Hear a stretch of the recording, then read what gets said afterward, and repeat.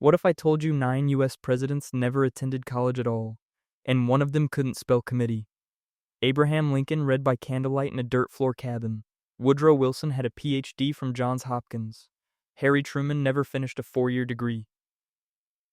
In 1779, Thomas Jefferson drafted the University of Virginia Charter, calling education the most legitimate engine of government, then watched the office pass to men who'd never opened a textbook. If you're into forgotten American contradictions, hit subscribe. This gets darker. Get comfortable. Pour something warm.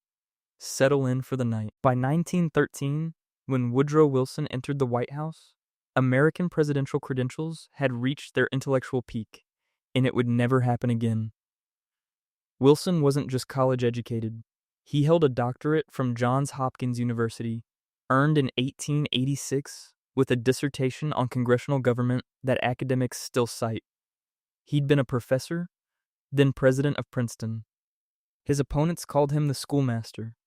His supporters called him a visionary. The reality sat somewhere between those labels. In faculty meeting rooms where Wilson had learned that authority and intelligence don't always align. He'd restructured Princeton's curriculum, fought with wealthy donors, lost bitter academic battles that taught him how power actually moved through institutions. The Ph.D. gave him credibility, but the faculty politics gave him edge. Wilson's education shaped his presidency in ways both obvious and strange. He wrote his own speeches, unusual for the era, filling them with historical references and moral philosophy that sounded impressive but often obscured practical realities.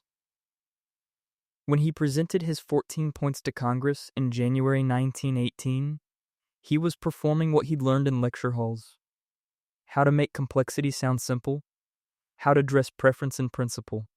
His academic training taught him to believe in rational persuasion, which worked beautifully in faculty senate but failed spectacularly at Versailles. The other world leaders, Clemenceau, Lloyd George, Orlando, weren't impressed by philosophical arguments. They wanted territory, reparations, revenge. Wilson's education had prepared him to win debates, not negotiate with men who'd sent millions to die in trenches. The irony settles in when you look at Wilson's actual academic record. His grades at Princeton were mediocre. He struggled with mathematics and showed little interest in subjects outside history and political theory. At Johns Hopkins, he avoided the hard sciences entirely, focusing on institutional governance, how power moved on paper, not in practice. His dissertation argued that Congress, not the president, dominated American government. Then, he became president and spent 8 years proving himself wrong, expanding executive power beyond what the founders had imagined. It's the kind of contradiction that makes you wonder whether formal education teaches you how things work, or just gives you confidence to ignore how things actually work. Wilson's academic career had another legacy that rarely appears in textbooks. As Princeton's president, he defended the university's segregation policies, arguing that integration would disrupt institutional harmony. As U.S. president, he segregated federal agencies that had been integrated since Reconstruction. The Ph.D. taught him systematic thinking. He applied it to systematizing racism. Education gave him intellectual tools. What he built with those tools revealed that credentials measure capacity, not character. After his stroke in 1919, Wilson's wife Edith essentially ran the executive branch for 17 months, screening all access to the invalid president. The most educated president in American history ended his term as a hidden invalid while his wife made decisions his doctorate couldn't help him make. Academic training prepares you for many things, but not for watching your body betray you while your wife forges your signature on documents. By 1993, when Bill Clinton took office, presidential credentials had inflated dramatically. But Clinton's resume stood out even in an era of mandatory Ivy League degrees. Georgetown for undergraduate work, where he studied international affairs and worked for Senator Fulbright. Then a Rhodes Scholarship to Oxford, the first president since Wilson to study abroad formally, though Clinton never completed a degree there. Caught between political science coursework and Vietnam War draft anxiety, Finally, Yale Law School, where he met Hillary Rodham in the library and learned that credentials opened doors but charm kept them open. On paper, Clinton was the most internationally educated president in history. In practice, his education taught him how to navigate elite spaces while maintaining his Arkansas accent, a trick that served him better than any seminar. Clinton's educational pedigree gave him fluency in policy detail that impressed wonks and bored voters. He could discuss healthcare reform for 3 hours without notes, cite specific provisions in trade agreements, explain the mechanisms of financial regulation with genuine enthusiasm. The Georgetown training in international relations shaped his approach to foreign policy, multilateral, diplomatic, built on institutional frameworks rather than military force. When critics attacked him during the 1992 campaign for avoiding the Vietnam draft while at Oxford, his education became a liability. He learned about war in libraries while others died in jungles. The Rhodes Scholarship, designed to create international leaders, marked him as someone who'd chosen books over bullets. Yale Law School taught Clinton something more useful than constitutional theory: how to assemble a network. His classmates became federal judges, corporate lawyers, political operatives. When he needed legal advice, policy expertise, or campaign strategy, he called people he'd studied with in New Haven. The education created the infrastructure. Hillary's Yale Law credentials added another layer.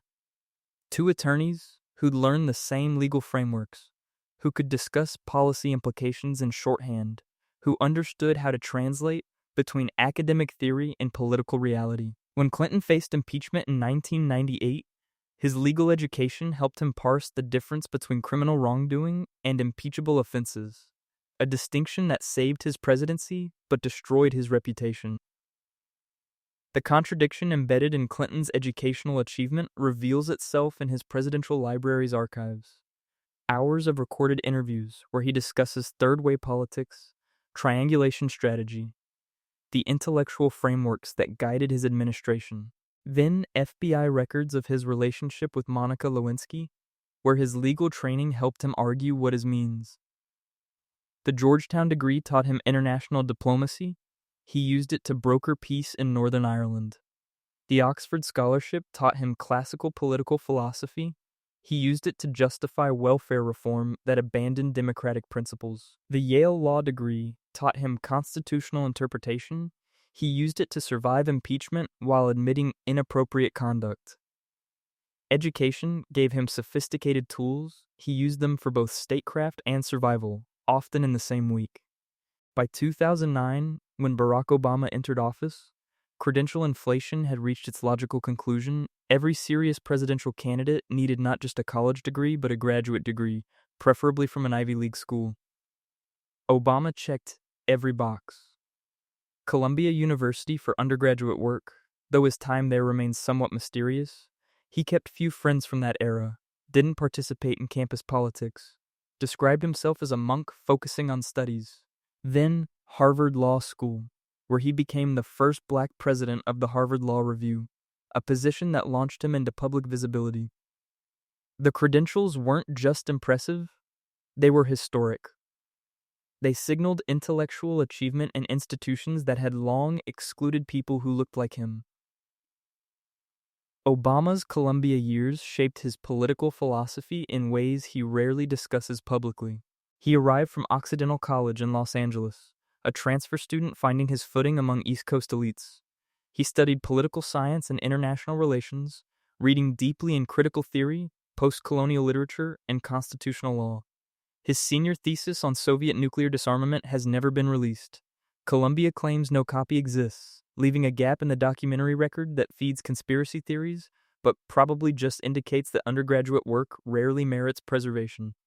What matters is that Columbia gave him theoretical frameworks for understanding power, how it operates, who holds it, who's excluded from it. When he became president, those frameworks shaped policies from healthcare to foreign intervention, though political reality forced compromises that theory never prepared him for. Harvard Law Review changed Obama's trajectory entirely. The position is elected by fellow law students, a political campaign within a school that trains lawyers, not politicians. Obama won by building coalitions between conservative and liberal students, promising to give both factions space in the review's pages. It was the first time he demonstrated the post-partisan appeal that would carry him to the presidency, and the last time it would work so cleanly. The review presidency led to a book contract, the memoir Dreams from My Father, which sold modestly until his 2004 Senate campaign turned it into a bestseller. The Harvard credential opened publishing doors. His writing ability kept them open. The gap between Obama's educational achievement and his presidential effectiveness reveals something uncomfortable about credential worship. He'd studied constitutional law, taught it at the University of Chicago, understood its frameworks better than almost anyone who'd held the office. Then he took office during a financial crisis, facing a hostile Congress that refused to acknowledge his legitimacy regardless of his Harvard degree. The education gave him analytical tools to understand policy, but it couldn't make Republicans vote for his legislation. When he won the Nobel Peace Prize in 2009, partly for his educational background and intellectual approach to foreign policy, he was 8 months into a presidency that would include drone strikes, continued Guantanamo detention, and military operations in 7 countries. The Harvard Law Review president became the constitutional lawyer who expanded executive power beyond what his scholarship had argued was constitutional. It's exactly the kind of contradiction his legal training should have helped him avoid. By 1789, when the office first existed, Thomas Jefferson had assembled an education that wasn't measured in degrees, but in sheer intellectual range. He'd attended the College of William and Mary for 2 years, studying mathematics, philosophy, and metaphysics under Professor William Small, who introduced him to Enlightenment thought. He never graduated. The college didn't award degrees in any formal sense, but the education stuck. He learned Greek, Latin, French, Italian, and Spanish, read constantly, collected one of the largest private libraries in America, over 6,000 volumes covering law, science, philosophy, agriculture, and architecture. When the Library of Congress burned in the War of 1812, Jefferson sold his collection to replace it, a transaction that essentially meant the federal government bought Jefferson's brain, preserved in bound paper. Jefferson's self-education continued long past his formal schooling. He studied law under George Wythe, Virginia's most respected legal mind, reading through Wythe's library while apprenticing in Williamsburg. By the time he passed the Virginia bar in 1767, he'd absorbed English common law, Roman civil law, and colonial legal precedent. His legal training shaped his political thinking. Laws were human constructions, changeable, improvable, perfectible through reason. That belief drove him to draft the Declaration of Independence, Virginia's religious freedom statute, and the plan for the University of Virginia, which he considered among his greatest achievements. The man who never earned a college degree designed a university that rejected religious instruction and emphasized science, architecture, and classical languages. Essentially, an institution that would produce students like himself. The contradiction in Jefferson's educational legacy sits uncomfortably in Charlottesville today. He founded the University of Virginia in 1819, calling it an academical village where students and professors would live together, learning through dialogue rather than lectures. He designed the buildings himself, modeling them on classical architecture he'd studied in books and seen in Europe. The rotunda, modeled on Rome's Pantheon, symbolized Enlightenment reason. Knowledge is sacred. Meanwhile, enslaved workers built the buildings, lived in the basement rooms, and served the students who discussed liberty in the classrooms above them. Jefferson's education taught him classical philosophy, architectural proportion, and Enlightenment ideals. It didn't teach him, or perhaps it did, and he ignored it, that enslaving people contradicted everything those ideals meant. Jefferson's self-taught expertise extended to bizarre corners. He calculated that English might evolve into separate languages over millennia, designed an improved moldboard plow, documented Native American languages before they disappeared, maintained detailed weather records, and bred experimental crops at Monticello. His education was almost pathologically broad, driven by curiosity that couldn't distinguish between essential knowledge and trivia. When he served as president, this intellectual range sometimes helped. His French fluency aided diplomacy. His scientific curiosity made him receptive to Lewis and Clark's expedition plans, and sometimes created problems. He spent hours designing the University of Virginia's curriculum, while his Treasury Secretary handled the actual business of government. The education made him believe he could understand anything if he read enough, a confidence that occasionally blinded him to his limitations. The man who'd never managed anything larger than a plantation thought he could redesign American government through philosophical reasoning. By 1826, when John Adams died, 50 years to the day after the Declaration of Independence was signed, his educational pedigree had been both his launching pad and his burden.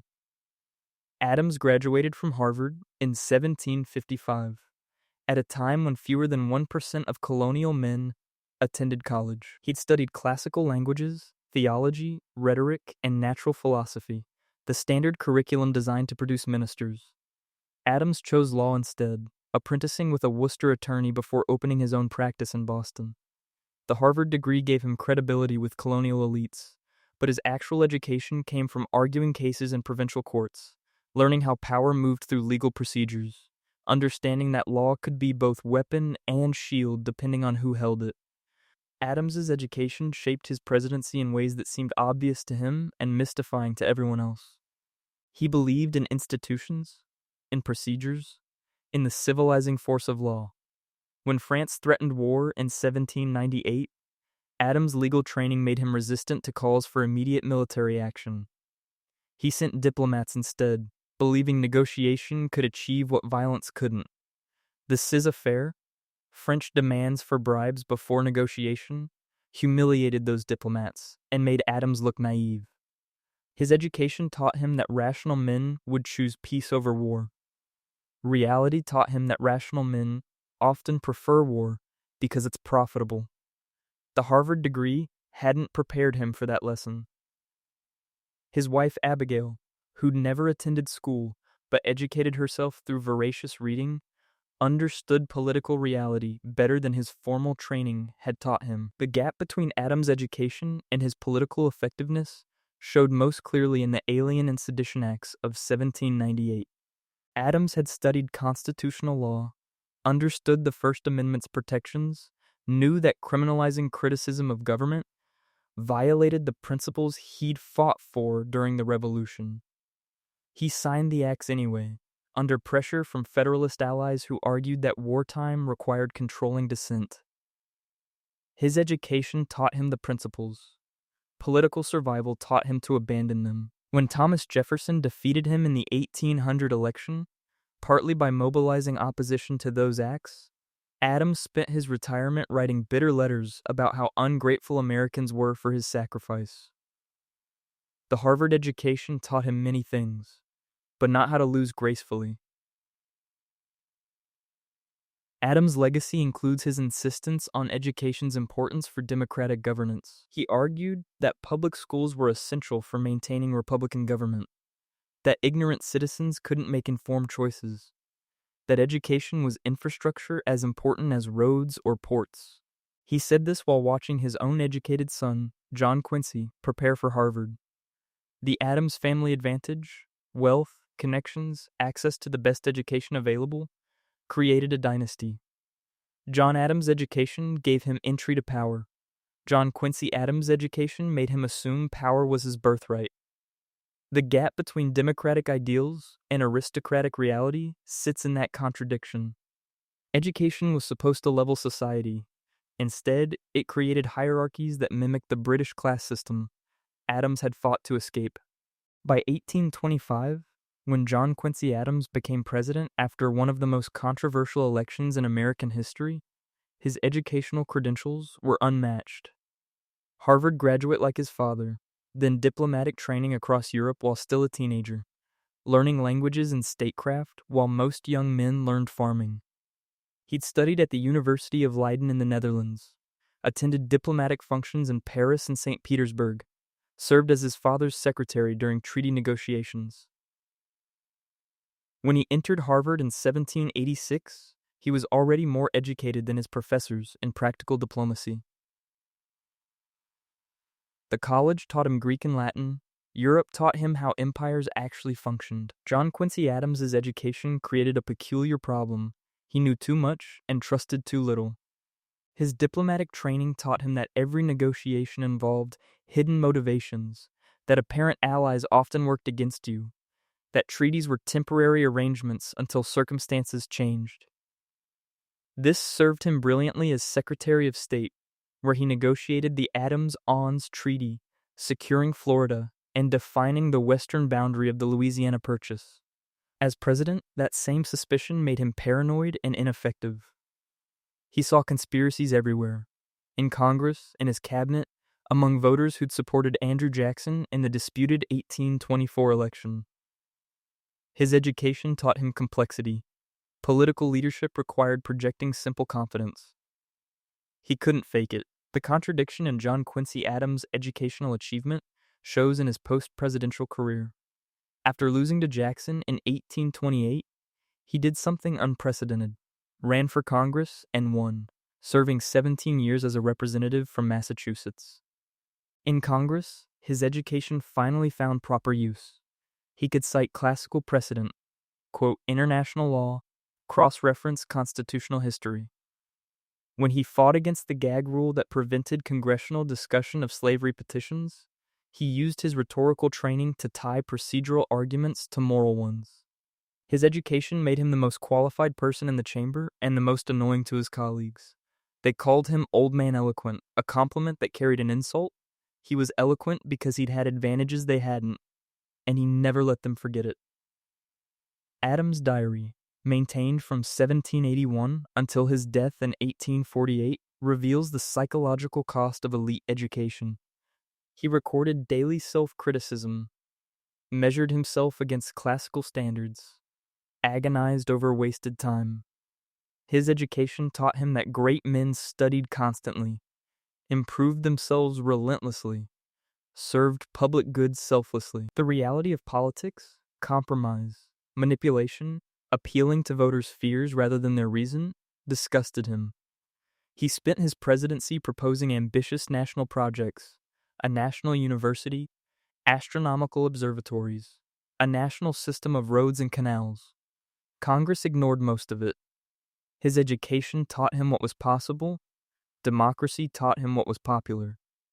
Those weren't the same thing. By 1837, when Martin Van Buren took office, the educational requirements for president had shifted dramatically. Van Buren never attended college. He grew up in Kinderhook, New York, son of a tavern keeper, speaking Dutch as his first language.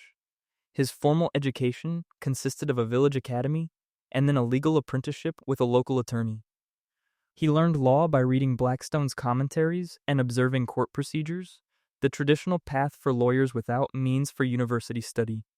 This made him instantly different from the previous presidents, Washington aside, who'd all had access to formal higher education. Van Buren's education was practical, local, democratic in the most literal sense, available to anyone willing to work for it. Van Buren's apprenticeship-based legal training shaped his political style in ways Harvard could never have taught. He learned that law wasn't about abstract principles, but about knowing judges, understanding local politics, building relationships that could swing cases. By the time he opened his own practice in 1803, he'd mastered the informal networks that actually ran New York politics. He joined the Democratic-Republican Party, became a state senator, then New York Attorney General, building the Albany Regency, a political machine that controlled state patronage through precise organization and ruthless efficiency. His lack of formal education became an asset. He wasn't burdened with theories about how politics should work, so he focused on how it actually worked. As president, Van Buren's practical education served him poorly during the Panic of 1837. Banks failed, unemployment soared.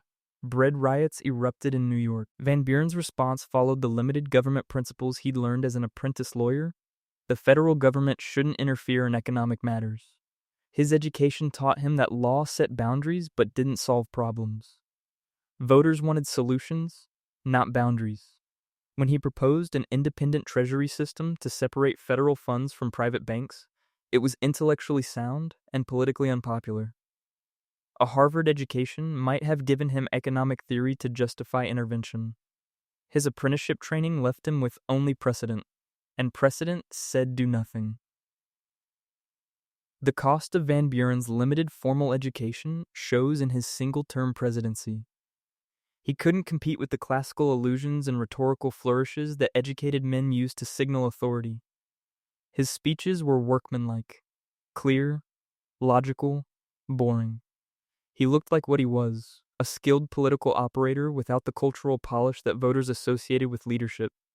When William Henry Harrison defeated him in 1840, running as Old Tippecanoe with log cabin imagery, it marked the complete reversal of educational prestige.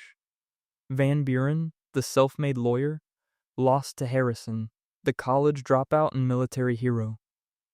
The office was changing again. Formal education mattered less than projected authenticity, even if that authenticity was theater. Van Buren's practical legal training had taught him how to win in Albany. It hadn't taught him how to perform democracy for a national audience. By 2001, when George W. Bush took office after the Supreme Court halted the Florida recount, presidential credentials had reached a strange zenith. Bush held both a Yale undergraduate degree and a Harvard MBA, making him the first president with a Master of Business Administration. On paper, this was the most technically qualified president for managing the executive branch as an organization. Yale had given him the liberal arts foundation and family connections that opened elite doors. Harvard Business School had given him management theory, financial analysis skills, and the credential that legitimized his oil industry career in Texas. The education screamed competence. The presidency would raise questions about what that education actually measured. Bush's Yale years tell you more about inherited privilege than educational achievement. He graduated in 1968 with a C average.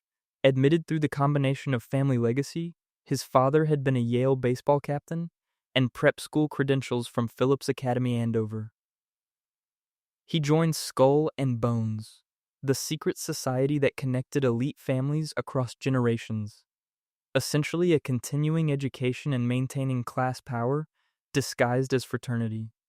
Yale taught him who mattered, who didn't, and how to signal membership in the ruling class through subtle cues. When he later claimed to be a regular Texan who cleared brush on his ranch, the Yale degree sat in the background.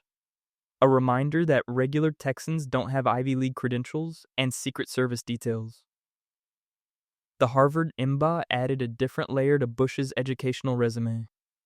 He attended from 1973 to 1975, during the post-Watergate period, when business education emphasized ethical leadership and corporate responsibility. The curriculum included organizational behavior, financial management, strategic planning, exactly the toolkit needed to run a large organization like the federal government. Bush learned case study method, analyzing business decisions and their consequences. When he became president, his administration applied that management approach, focus on quarterly results, delegate to trusted executives, frame political decisions as strategic choices. September 11th interrupted that plan. Bush's education becomes darkest when you examine the Iraq War decision process. Harvard Business School taught him about cost-benefit analysis, risk assessment, strategic planning. Those tools should have raised red flags about invading Iraq based on disputed intelligence about weapons of mass destruction. The educational training was there: how to evaluate evidence, how to pressure test assumptions, how to identify when subordinates tell you what you want to hear rather than what you need to know. Bush received those tools at two of the world's most prestigious universities. He either didn't use them or used them to justify a decision already made. The education gave him credibility when he addressed the nation about Iraq, but it didn't prevent the strategic disaster that followed. The contradiction embedded in Bush's Ivy plus UMBA credential shows in his post-presidential reputation. His administration's failures, Iraq, Hurricane Katrina response, the 2008 financial crisis, didn't stem from lack of educational preparation. Yale taught him institutional analysis. Harvard taught him organizational management. The education was there. What was missing? Judgment, curiosity, willingness to question authority figures, can't be taught in seminars. Bush's educational achievements opened doors that his capabilities arguably didn't merit. He's proof that credentials and competence can diverge spectacularly, that the right degrees from the right schools measure access and persistence more than aptitude or wisdom. The Yale diploma and Harvard MBA gave him authority to make decisions. They didn't give him the wisdom to make good ones. By 2009, when Joe Biden took the vice presidency under Obama, his educational credentials told a straightforward story. University of Delaware for undergraduate work, then Syracuse University College of Law, graduating in 1968. It wasn't Ivy League pedigree, but it was solid professional training, the kind that dominated 20th century American politics. Biden studied history and political science at Delaware, the classic preparation for law school and public service.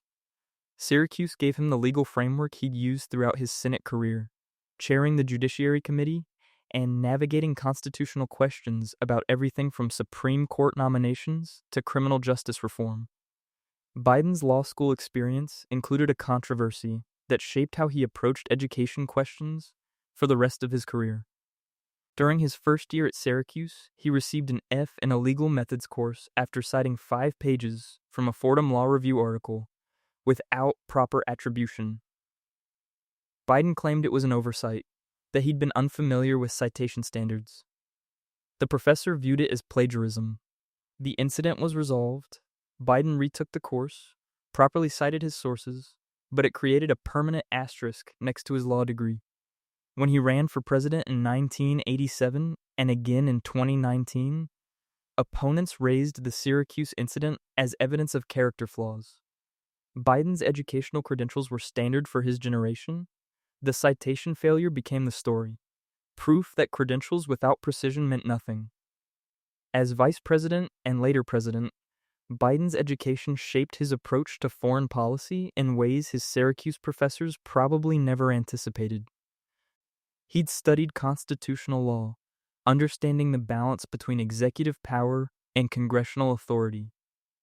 As chair of the Senate Foreign Relations Committee, he'd applied that knowledge to debates about military authorization, arguing that Congress needed to vote before committing troops.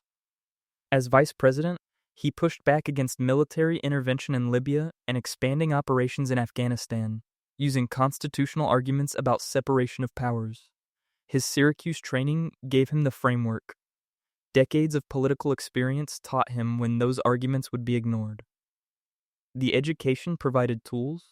The Senate taught him that tools don't matter when the president has already decided. Biden's relationship to education shifted dramatically when his son Beau died of brain cancer in 2015.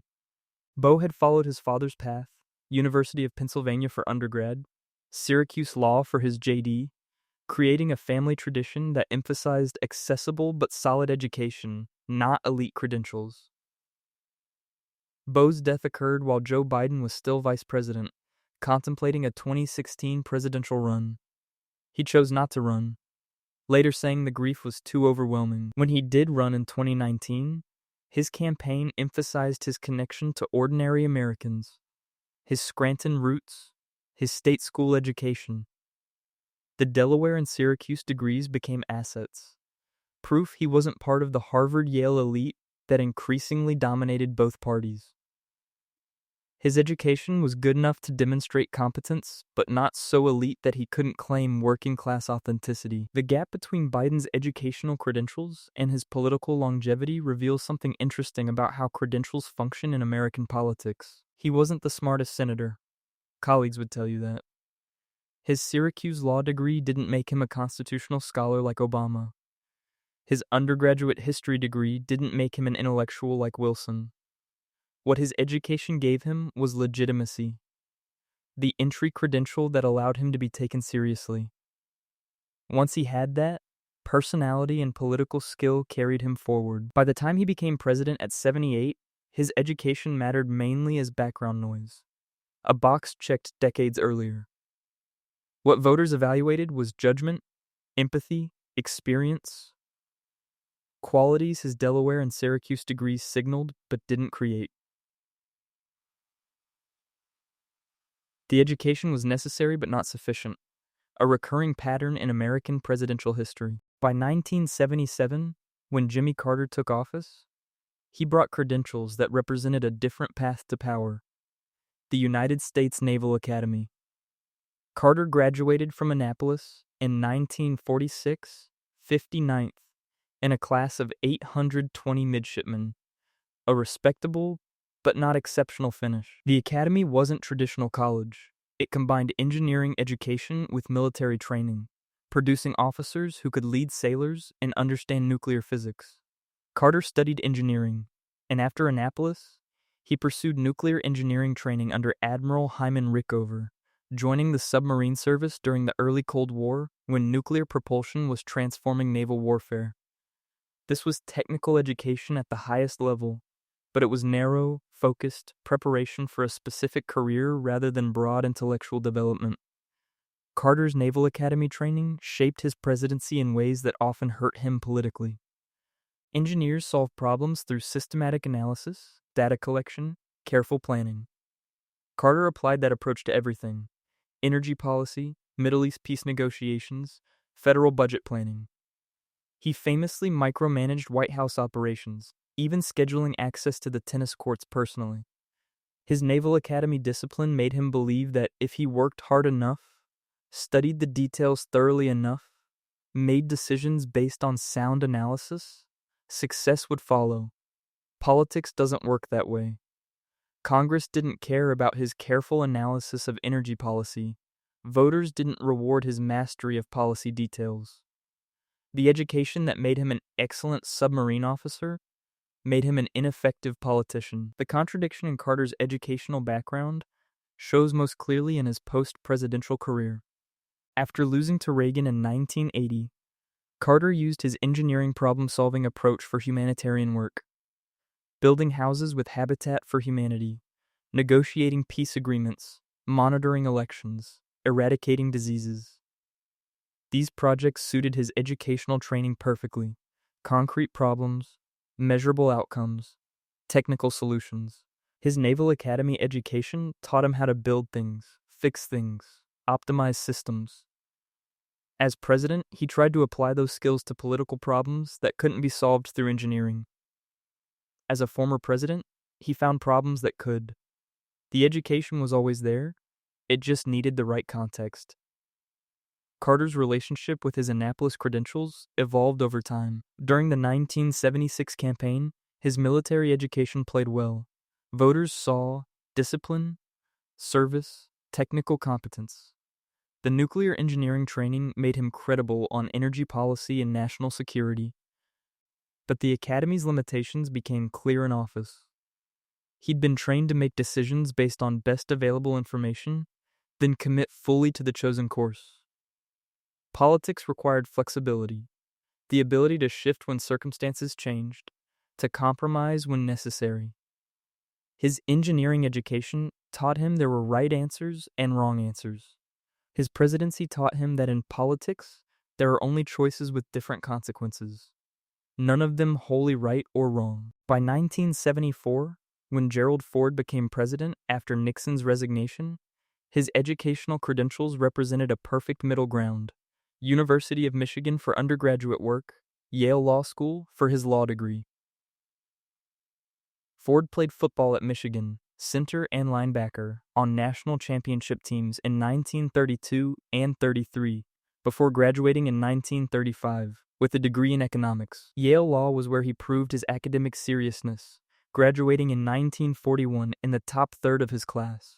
The combination worked: state school athletic hero plus Ivy League legal training, accessible but impressive, regular guy with elite credentials. Ford's Michigan years shaped his political identity more than his Yale Law degree ever did. He'd grown up in Grand Rapids, worked his way through school, understood middle-class anxieties because he'd lived them. The football career gave him physical toughness and team discipline, qualities that translated well to political leadership. When he later served in Congress representing Grand Rapids for 25 years, His Michigan roots mattered more than his Yale degree. He was Jerry Ford, the football player from Michigan who happened to go to Yale, not Gerald Ford, the Yale-educated lawyer who happened to be from Michigan. The education provided credentials, Michigan provided authenticity. Ford's Yale law education became relevant in August 1974 when he pardoned Richard Nixon. The decision was legally sound. Presidents have constitutional pardon power, but politically catastrophic. Ford's law school training taught him that the pardon would end the Watergate crisis quickly, allowing the country to move forward. He was technically right. The pardon did end Watergate's legal phase. But his education hadn't prepared him for the political fury that followed. Voters saw the pardon as corruption, proof that Washington elites protected each other. Ford's approval ratings collapsed. His Yale degree gave him the legal framework to justify the pardon. It didn't give him the political instinct to anticipate the consequences.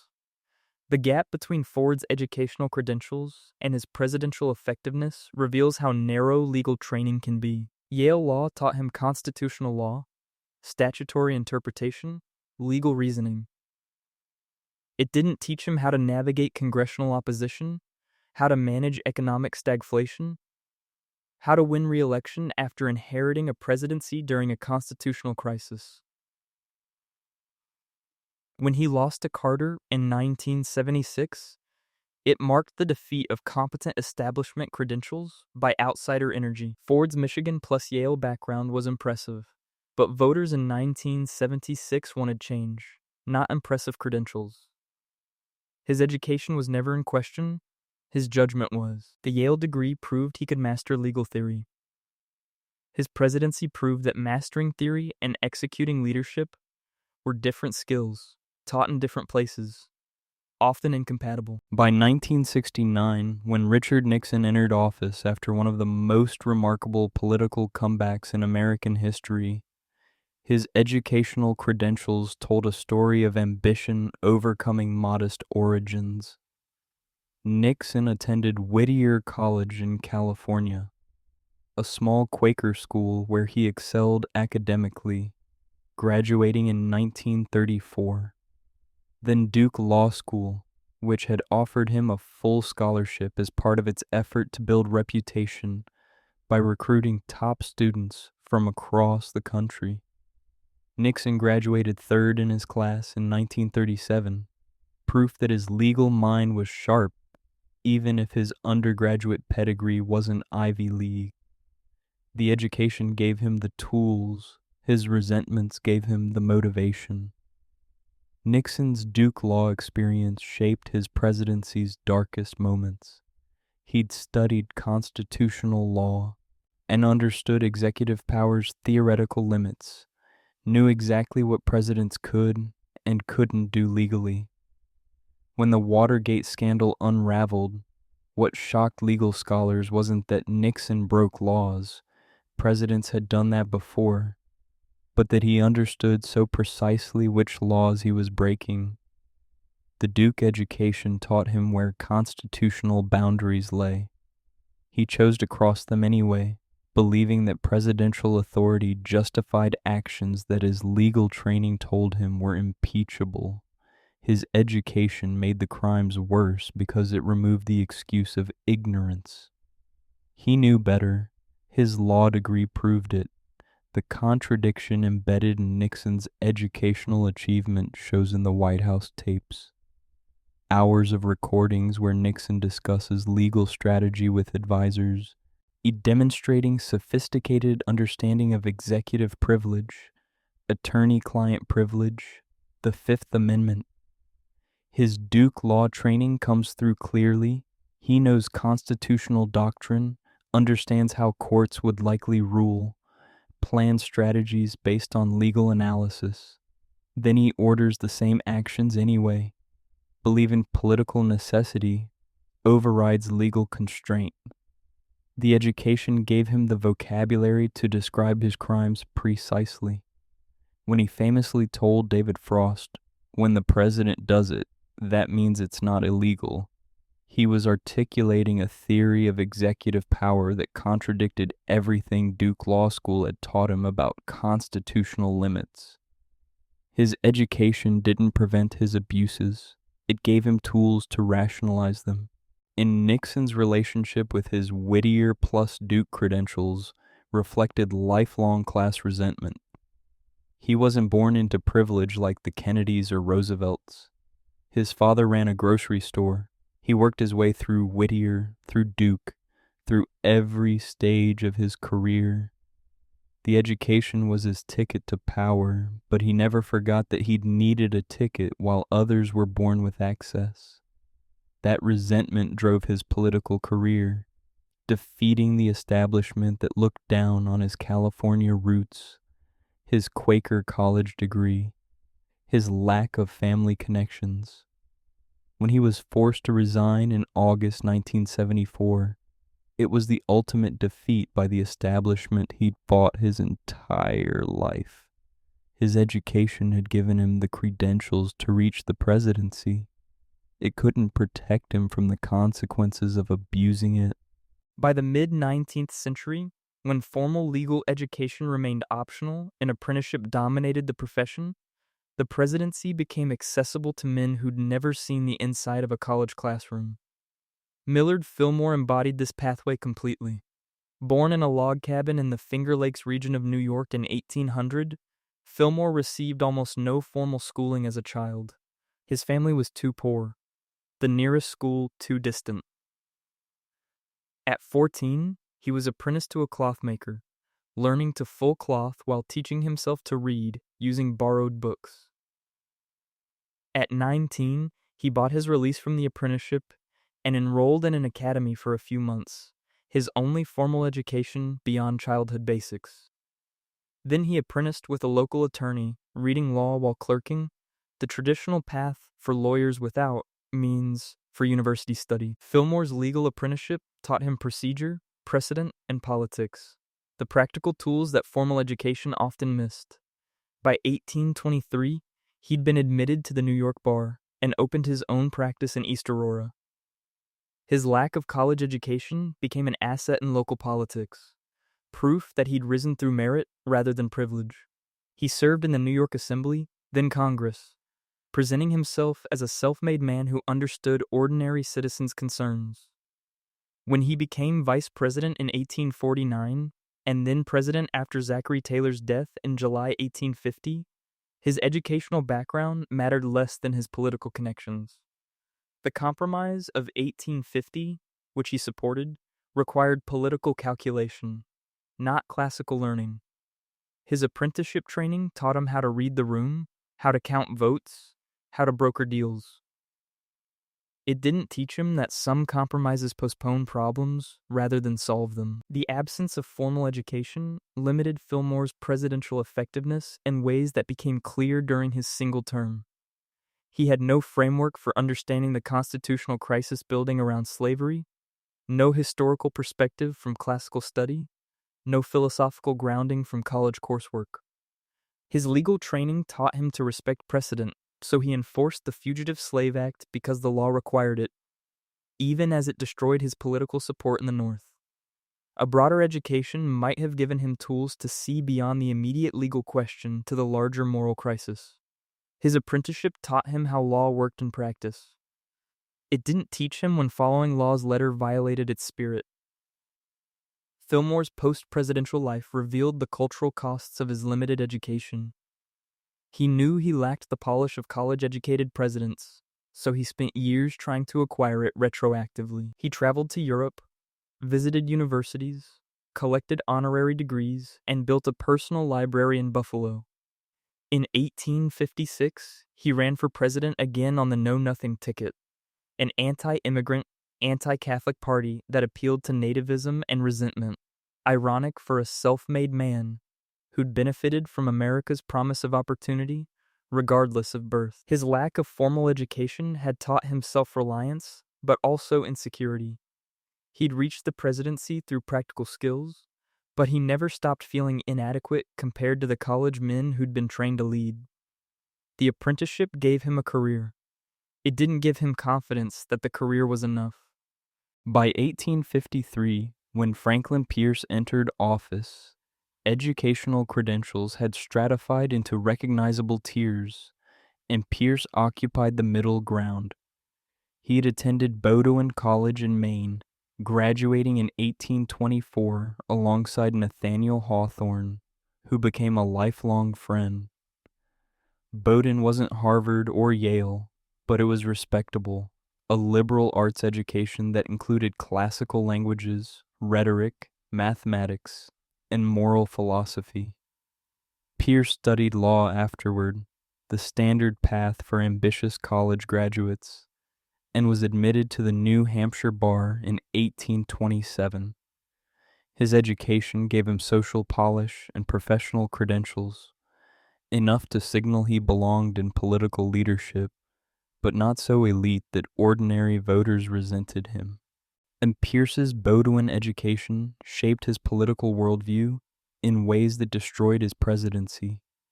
The college emphasized moral philosophy rooted in Protestant theology, teaching that compromise and moderation were virtues, that extremism on any side threatened social order. Pierce absorbed this completely. When the Kansas-Nebraska Act came before Congress in 1854, Pierce supported it, believing that allowing territories to decide the slavery question through popular sovereignty was reasonable compromise. His education taught him that reasonable men could disagree civilly. Kansas taught him that some disagreements end in violence. Pro-slavery and anti-slavery settlers turned Kansas into a war zone.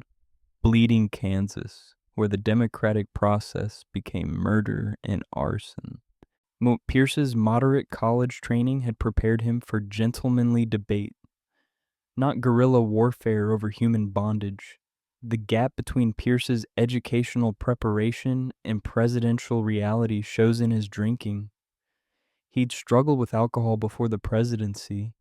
His wife Jane was deeply opposed to his political career, partly because of his drinking, but it worsened in office. Bowdoin had taught him classical history, where leaders faced dilemmas with stoic courage. His presidency taught him that courage wasn't enough when your education hadn't prepared you to understand that slavery wasn't a question for moderate compromise.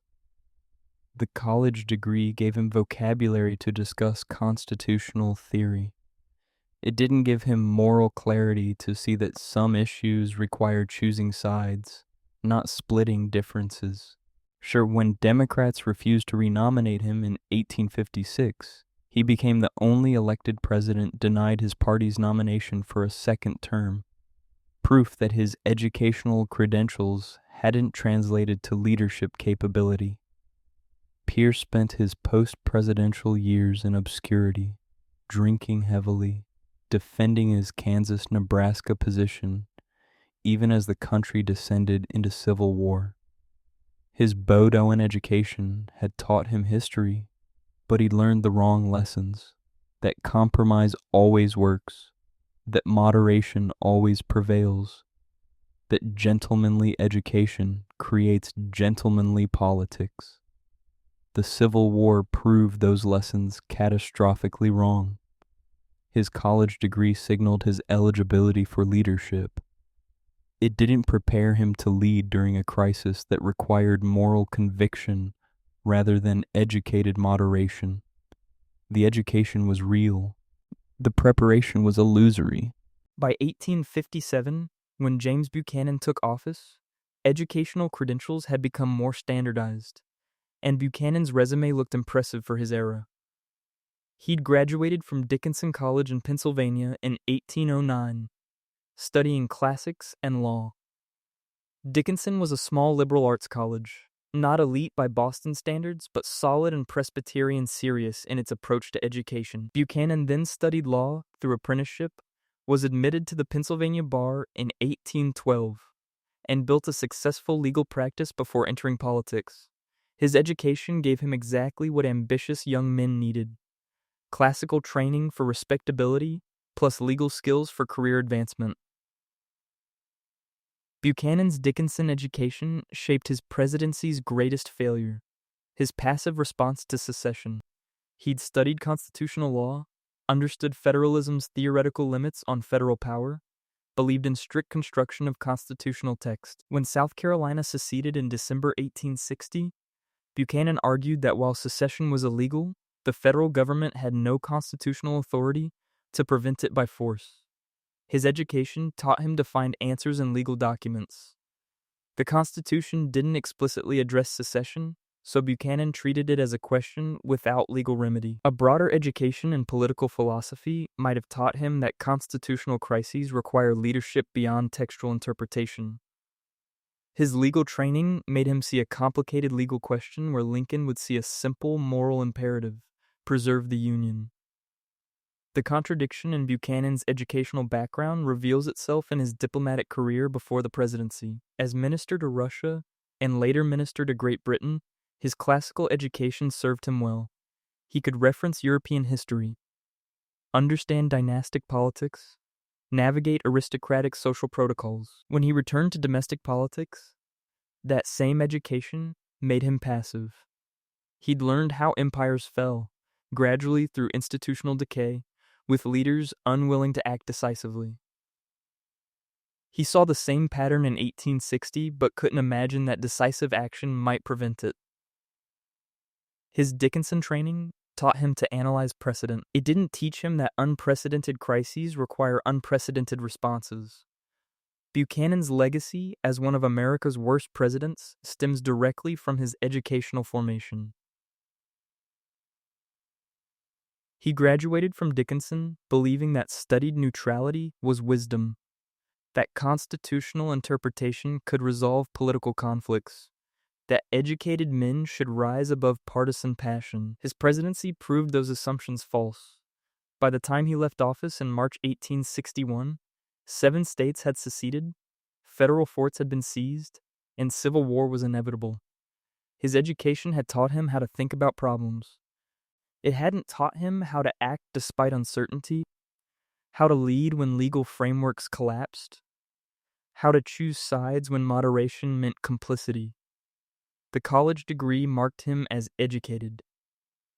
His presidency marked education's limits when moral courage was required. By 1861, when Abraham Lincoln took office, the educational requirements for the presidency had become so fluid that a man with approximately 18 months of formal schooling could win the office and prove more effective than his college-educated predecessors. Lincoln's education consisted of brief periods in frontier schools where he learned basic reading, writing, and arithmetic.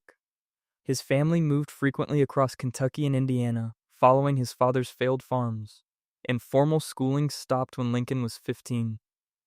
Everything afterward was self-education, borrowed books, memorized passages, grammar studied by firelight, law learned through Blackstone's commentaries and courtroom observation. He was admitted to the Illinois bar in 1836 without ever attending law school, simply by demonstrating competency to a judge. Lincoln's self-education created a mind fundamentally different from college-trained presidents. He hadn't absorbed institutional assumptions about how politics worked, hadn't been taught constitutional theory in seminars, hadn't learned that certain arguments were respectable while others weren't. His legal training came from reading actual cases and representing actual clients: farmers, merchants, railroad companies, people whose problems required practical solutions, not theoretical elegance. When he debated Stephen Douglas in 1858, Lincoln's arguments were logical, clear, rooted in basic moral premises that anyone could follow. Douglas had formal education, sophisticated constitutional theories, complex arguments about popular sovereignty. Lincoln had clarity. Slavery was wrong, the Union must be preserved. Democracy meant government of, by, and for the people. Self-education taught him to speak plainly because he'd never learned to hide behind academic complexity. The gap between Lincoln's minimal formal education and his presidential effectiveness remains one of American history's great mysteries. He preserved the Union, ended slavery, redefined federal power, and wrote speeches that became sacred texts, all with less formal schooling than most modern high school students. His education came from reading, voraciously, obsessively, everything he could find. Shakespeare gave him understanding of human nature. Euclid's geometry taught him logical proof. The Bible gave him moral vocabulary and rhetorical power. Newspapers taught him politics. Law practice taught him negotiation. The education was broad but unsystematic, deep but unstructured. It prepared him perfectly for a presidency that required moral clarity rather than institutional knowledge, plain speaking rather than classical illusions. Lincoln's self-taught background became both asset and liability. His lack of military education nearly lost the war. He cycled through generals, made strategic mistakes, took years to understand that modern war required total commitment rather than gentlemanly restraint. His lack of formal political science training made him awkward in social situations, prone to depression, uncertain about protocol. But that same outsider status freed him from conventional thinking. College-educated leaders might have sought compromise with the Confederacy because institutional training teaches that reasonable men can always negotiate. Lincoln's self-education taught him that some conflicts can't be negotiated because the underlying questions, human bondage, national survival, don't permit splitting differences. The lack of formal credentials meant he had no investment in preserving the system that credentials defended. He could reimagine everything, which is exactly what the Civil War required. By 1865, when Andrew Johnson became president after Lincoln's assassination, the office passed to a man with literally zero formal education, the only president who never attended school at any level. Johnson grew up in extreme poverty in Raleigh, North Carolina, apprenticed to a tailor at age 10, and remained functionally illiterate until his late teens. His wife, Eliza McCardle, taught him to write and improved his reading after they married in 1827. Everything Johnson knew about law, politics, and governance he learned through observation and self-study, without even the frontier schooling that Lincoln had received. His rise from illiteracy to the presidency should have been an inspiring story of American opportunity. Instead, it became a case study in how lack of education, combined with resentment and prejudice, can produce catastrophically bad leadership. Johnson's complete absence of formal education shaped his presidency's racism in ways that college training might have tempered. He had no classical education teaching that different civilizations produced complex systems of thought. He had no moral philosophy coursework exposing him to Enlightenment arguments about universal human dignity. He had no historical training showing how slavery corrupted everything it touched. What he had was direct experience of poor white Southern life, where enslaved black people represented both economic competition and the only group poorer than himself. His lack of education left those prejudices unchallenged by any broader framework. When he became president during Reconstruction, his opposition to black civil rights wasn't based on constitutional theory or political philosophy. He simply didn't believe black Americans were capable of citizenship. The absence of any educational foundation destroyed Johnson's ability to navigate Reconstruction's constitutional complexities. He fought with Congress constantly, vetoing bill after bill designed to protect freed slaves and reconstruct Southern states. His vetoes weren't based on sophisticated constitutional interpretation. He had no legal training to offer sophisticated analysis. They were based on gut-level conviction that white supremacy was natural law. Congress overrode his vetoes repeatedly, passing the 14th Amendment and Reconstruction Acts without his support. In February 1868, the House impeached him for violating the Tenure of Office Act, making him the first president impeached. He survived Senate removal by one vote. His lack of education hadn't prevented him from reaching the presidency, but it left him completely unprepared to lead during a period requiring both constitutional expertise and moral vision. Johnson's post-impeachment career showed education's absence in stark relief. He returned to Tennessee and was eventually elected to the Senate in 1875, the only former president to serve in the Senate afterward. There, he continued arguing against Reconstruction, against black civil rights, against everything the Civil War had supposedly settled. His Senate speeches were crude, lacking the rhetorical polish or historical references that educated senators used. He died shortly after taking his Senate seat, still bitter about his presidency, still convinced that Reconstruction was a mistake. His lack of formal education had made him the most authentically self-made president in history. It also made him incapable of seeing beyond his own limited experience, of learning from history he'd never studied, of growing morally without frameworks that education might have provided. The self-made man had made himself into a bigot with presidential power. By 1869, when Ulysses S. Grant entered the presidency, military education's role in presidential preparation came into sharp focus. Grant had attended the United States Military Academy at West Point, graduating in 1843, 21st, in a class of 39. West Point wasn't traditional college. It emphasized engineering, mathematics, tactics, and discipline, rather than liberal arts or political philosophy. Grant was an indifferent student, accumulating demerits for unmilitary bearing and showing talent mainly in mathematics and horsemanship. The academy taught him how to organize supply lines, read terrain, and manage troops. It didn't teach him how to read political terrain, manage a cabinet, or recognize corruption in subordinates. Grant's military education served him brilliantly as commanding general during the Civil War and catastrophically as president. West Point taught systematic thinking, define the objective, assess resources, develop strategy, execute relentlessly. Grant applied this to warfare perfectly. His objective was destroying Confederate armies. His strategy was sustain pressure across multiple fronts. His execution was relentless despite horrific casualties. As president, he tried applying the same approach to domestic policy and foreign relations, with disastrous results. Politics doesn't have clear objectives like capture Richmond. Corruption investigations aren't planned like military campaigns. Grant surrounded himself with staff he trusted, just as he'd done in the Army, but trusted subordinates who were stealing millions from the federal government. His military education taught him organizational hierarchy and loyalty. It didn't teach him that civilian loyalty was different, that political appointees required scrutiny, that trust should be verified. The gap between Grant's military credentials and presidential effectiveness shows most clearly in the scandals that defined his administration.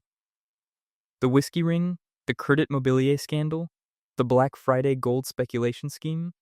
Grant wasn't personally corrupt, but his administration was riddled with corruption because his West Point training left him unprepared for civilian governance. Military education taught him that once you appointed competent officers, you trusted them to execute their duties. Civilian government required constant oversight because financial incentives created different motivations than military duty.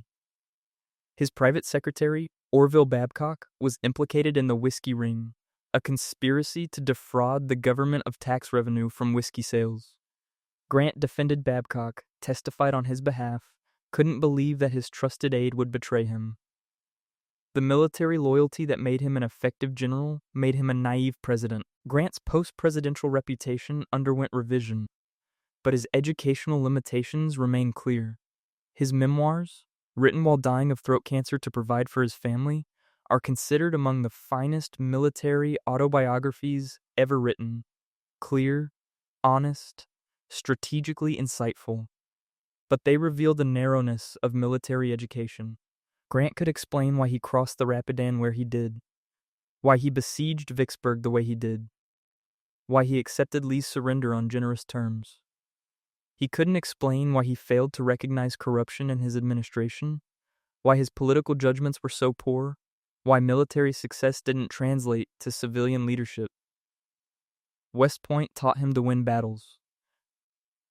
It didn't teach him that political battles require different weapons, different strategies, different definitions of victory. By 1877, when Rutherford B. Hayes took office after one of the most disputed elections in American history, educational credentials had returned to prominence. Hayes graduated from Kenyon College in Ohio in 1842 then Harvard Law School in 1845, giving him both liberal arts foundation and elite legal training. Kenyon taught him classical languages, rhetoric, and moral philosophy, the traditional education designed to produce civic leaders. Harvard taught him legal theory, constitutional doctrine, and professional networks. The combination positioned him perfectly for Gilded Age politics, where educated respectability masked brutal power arrangements. Hayes Kenyon plus Harvard education enabled the corruption that brought him to power. The 1876 election was contested. Democrat Samuel Tilden won the popular vote and led in electoral votes, but 20 electoral votes from southern states were disputed. A special electoral commission awarded all 20 disputed votes to Hayes in a backroom deal. Hayes would become president, and in exchange, federal troops would be withdrawn from the South, effectively ending Reconstruction. Hayes's legal training let him frame this as constitutional process rather than political theft. The Constitution didn't specify how to resolve disputed electoral votes, so the commission's decision was technically legal. His Harvard education taught him how to make corrupt bargains sound like procedural regularity. The Compromise of 1877 was dressed in legal language, but it was theft. Hayes stole the presidency and traded black civil rights for white Southern acceptance of his authority. The contradiction between Hayes's impressive educational credentials and his presidential moral failure reveals how education can legitimate injustice. He'd studied at two of America's most respected institutions, absorbed their teachings about law and ethics, graduated with honors. Then he presided over the abandonment of freed slaves to white supremacist terror, calling it reconciliation. His Kenyon moral philosophy training should have taught him that reconciliation without justice is capitulation. His Harvard law training should have taught him that legal procedures can be used to achieve illegal ends. Instead, both educations gave him vocabulary to justify what he was doing. When he announced he wouldn't seek re-election in 1880, he framed it as a principled decision. It was actually recognition that he'd betrayed everything his education supposedly taught him to value. Hayes spent his post-presidential years on educational reform and humanitarian causes, as if trying to atone for his presidential failure. He supported black education in the South, promoted civil service reform, advocated for prison reform. The irony is bitter. The education he'd received enabled him to destroy Reconstruction, then bothered him enough afterward that he spent decades supporting the people his presidency had betrayed. His Kenyon plus Harvard credentials were supposed to prepare moral leaders. Instead, they prepared a man who knew what was right, had the education to recognize betrayal when he committed it, and did it anyway because political survival required it. By 1881, when James A. Garfield took office, scholarly credentials reached new heights.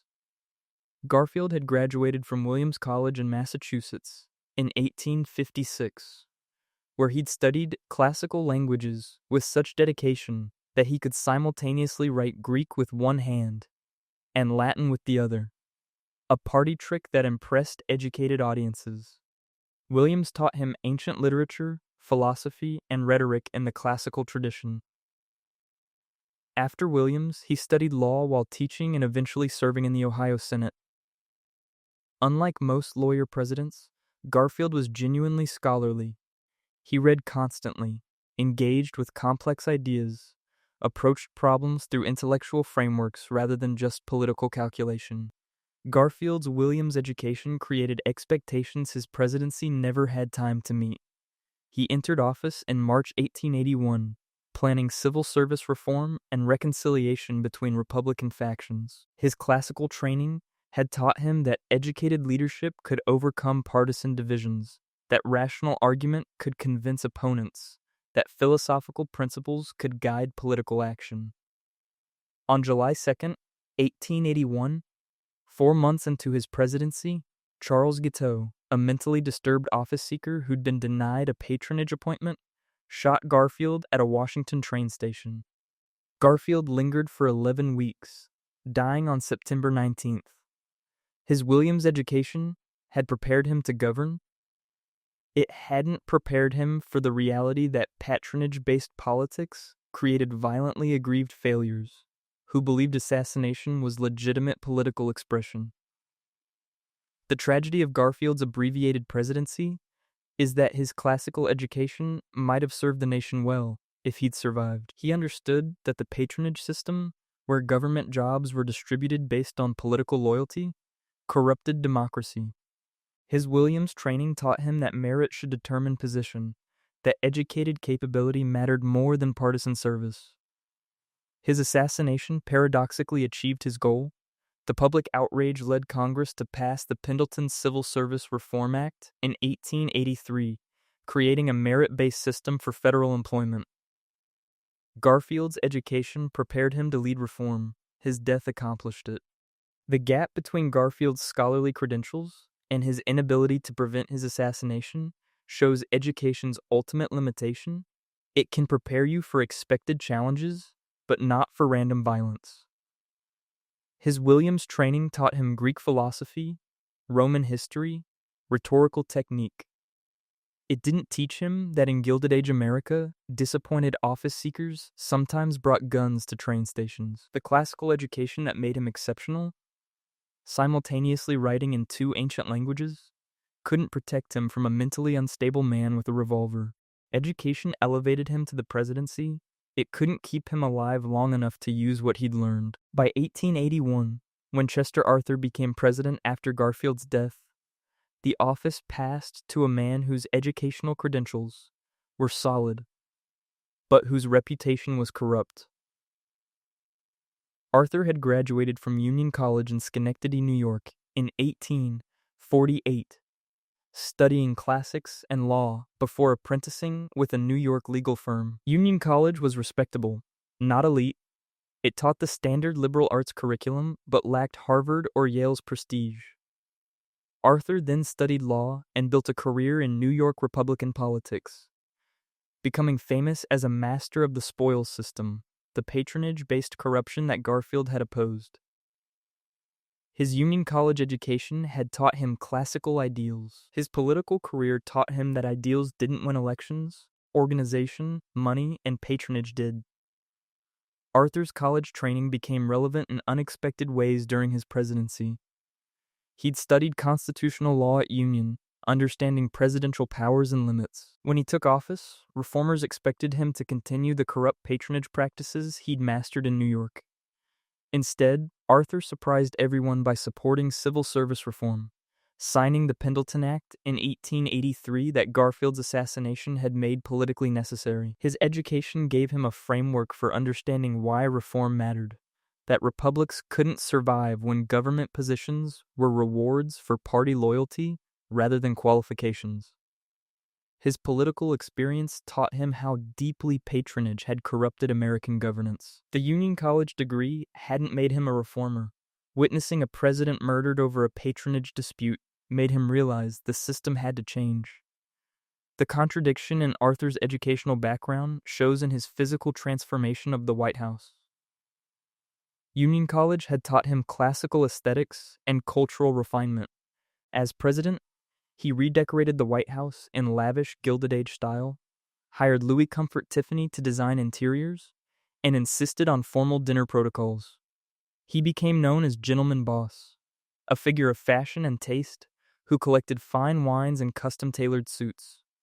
His education provided the cultural vocabulary for this performance, but it also revealed something darker.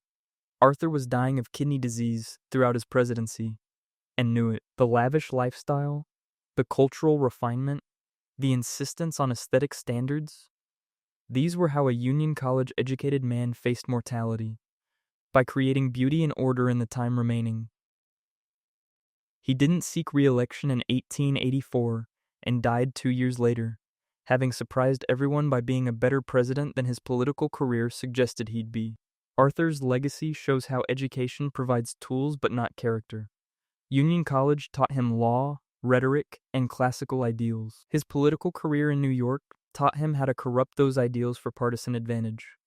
The presidency, unexpectedly thrust upon him, forced him to choose which education to follow, the idealistic one from college or the cynical one from politics. He chose idealism, at least partly, supporting reforms that undermined the system that had elevated him. His education had always been there. It took witnessing Garfield's murder to activate it, to make him realize that what he'd learned at Union College about Republican virtue wasn't just academic theory, but survival requirement for democracy. The degree didn't change him, crisis did. But the education gave him a framework for responding to crisis with something other than self-interest. By 1885, when Grover Cleveland first took office, presidential credentials had shifted again. Cleveland had zero college education, just legal apprenticeship, marking a return to self-made credibility. Cleveland grew up in New York, dropped out of school at 16 after his father's death, and worked various jobs before apprenticing with a Buffalo law firm. He was admitted to the bar in 1859 without ever attending college or law school, relying purely on studied observation and borrowed books. This made him different from most Gilded Age leaders, who increasingly had college degrees. Cleveland's lack of formal education became a political asset. He was the honest workingman who'd pulled himself up without privilege, unlike the corrupt college-educated politicians who dominated the era. Cleveland's apprenticeship-based legal training shaped his presidency's central principle. He believed in limited government because his education had been limited, focused, practical. He'd learn law through real cases, not theoretical seminars. That made him suspicious of grand governmental schemes, skeptical of reform movements, convinced that government worked best when it did less. He vetoed more bills than any 19th century president before him, including pension bills for Civil War veterans that he considered fraudulent. His lack of formal education left him without broad historical perspective or philosophical frameworks. He saw each bill as an individual case to be judged on narrow merits, not as part of larger patterns. A college education might have taught him that governance required vision beyond case-by-case analysis. His apprenticeship taught him only to evaluate immediate details. The gap between Cleveland's limited educational background and the presidency's demands showed during his second term, which began in 1893 after he'd lost to Benjamin Harrison in 1888. Cleveland returned to office facing the panic of 1893, a devastating economic depression. His response followed his limited government training. He opposed federal intervention, believing markets would self-correct. College economics courses might have taught him about business cycles, structural unemployment, or systemic failures requiring government response. His legal apprenticeship taught him only that government shouldn't interfere in private affairs. The depression worsened. Unemployment reached 20%, strikes erupted across the country. Cleveland's education hadn't prepared him to understand that economic catastrophe required more than legal procedure and limited government. Cleveland's lack of formal education ultimately defined his limitations. He was honest, hardworking, incorruptible, qualities his self-made background reinforced. But he lacked imagination, historical perspective, and willingness to experiment with solutions outside traditional frameworks. When Coxey's army, unemployed workers demanding government jobs programs, marched on Washington in 1894, Cleveland's response was to arrest them for walking on grass. His limited education left him unable to see beyond immediate law enforcement to the broader crisis of industrial capitalism. A college degree wouldn't have guaranteed better judgment, but it might have exposed him to historical examples, economic theories, or philosophical frameworks that suggested alternatives to passive observation of mass suffering. By 1889, when Benjamin Harrison entered office between Cleveland's two terms, educational credentials had returned with a vengeance. Harrison had graduated from Miami University in Ohio in 1852, studying Latin, Greek, and the sciences before reading law. Miami was a solid regional university, Presbyterian-affiliated, emphasizing classical education and moral formation. Harrison then studied law in Cincinnati and built a successful legal practice in Indianapolis. His education gave him exactly what Gilded Age Republicans valued: classical training proving cultural refinement, legal expertise proving professional competency, and Presbyterian morality proving reliable character. He was the establishment candidate, the credentialed lawyer, the educated leader, everything Cleveland wasn't. Harrison's Miami education shaped his presidency's approach to federal power. He'd studied constitutional law and believed in an active federal government promoting economic development. Under his administration, Congress passed the Sherman Antitrust Act in 1890, the first federal attempt to regulate monopolies, and the McKinley Tariff, raising import duties to protect American industry. These weren't the instincts of a limited government president like Cleveland. Harrison's education taught him that government could be a tool for achieving social goals, that federal power could address problems markets created. His classical training included studying Rome's infrastructure projects, roads, aqueducts, public buildings, examples of government actively shaping society. He tried applying those lessons to industrial America with mixed results. The contradiction in Harrison's educational background appeared in his administration's corruption. Despite his Miami moral training and Presbyterian upbringing, his administration became associated with the worst excesses of Gilded Age corruption: the billion-dollar Congress that spent federal money at unprecedented rates, the pension bill scandals, the tariff debates that benefited wealthy. Industrialists. Harrison's education had taught him that government should act, but it hadn't taught him how to prevent government action from being captured by private interests. His legal training made him understand process. It didn't make him understand how process could be manipulated. The classical education gave him examples of effective government. It didn't include examples of how effective government becomes corrupt government when money infiltrates the system. Harrison's single-term presidency, losing to Cleveland in 1892 after defeating him in 1888, showed that educational credentials alone don't create electoral success. Miami University had prepared him to govern, given him intellectual frameworks and professional skills, but it hadn't taught him political charisma, common touch, or how to connect with voters experiencing economic anxiety.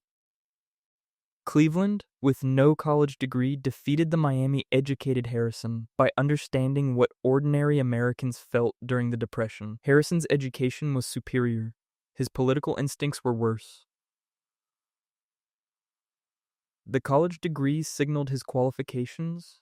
Voters decided qualification wasn't enough. By 1893, when Cleveland returned for his second non-consecutive term, he became the answer to a trivia question, the only president to serve non-consecutive terms, and proof that lack of formal education could still win elections in the Gilded Age. His second term differed from his first, mainly in the scale of challenges he faced unprepared. The Panic of 1893 became the worst economic crisis America had experienced to that point. Cleveland's response remained consistent with his apprenticeship-based training: enforce contracts, maintain the gold standard, let markets correct themselves. Banks failed, railroads went bankrupt, unemployment soared. Cleveland maintained his position, believing that government intervention would worsen the crisis. His limited education hadn't exposed him to alternative theories or historical examples that might have suggested different approaches. Cleveland's second term exposed how apprenticeship training, focused, practical, narrow, could be catastrophic when broader vision was required. The Pullman strike in 1894 saw Cleveland send federal troops to break the strike, arguing that maintaining mail delivery and interstate commerce required military force. His legal training taught him that contracts were sacred, that law enforcement maintained order.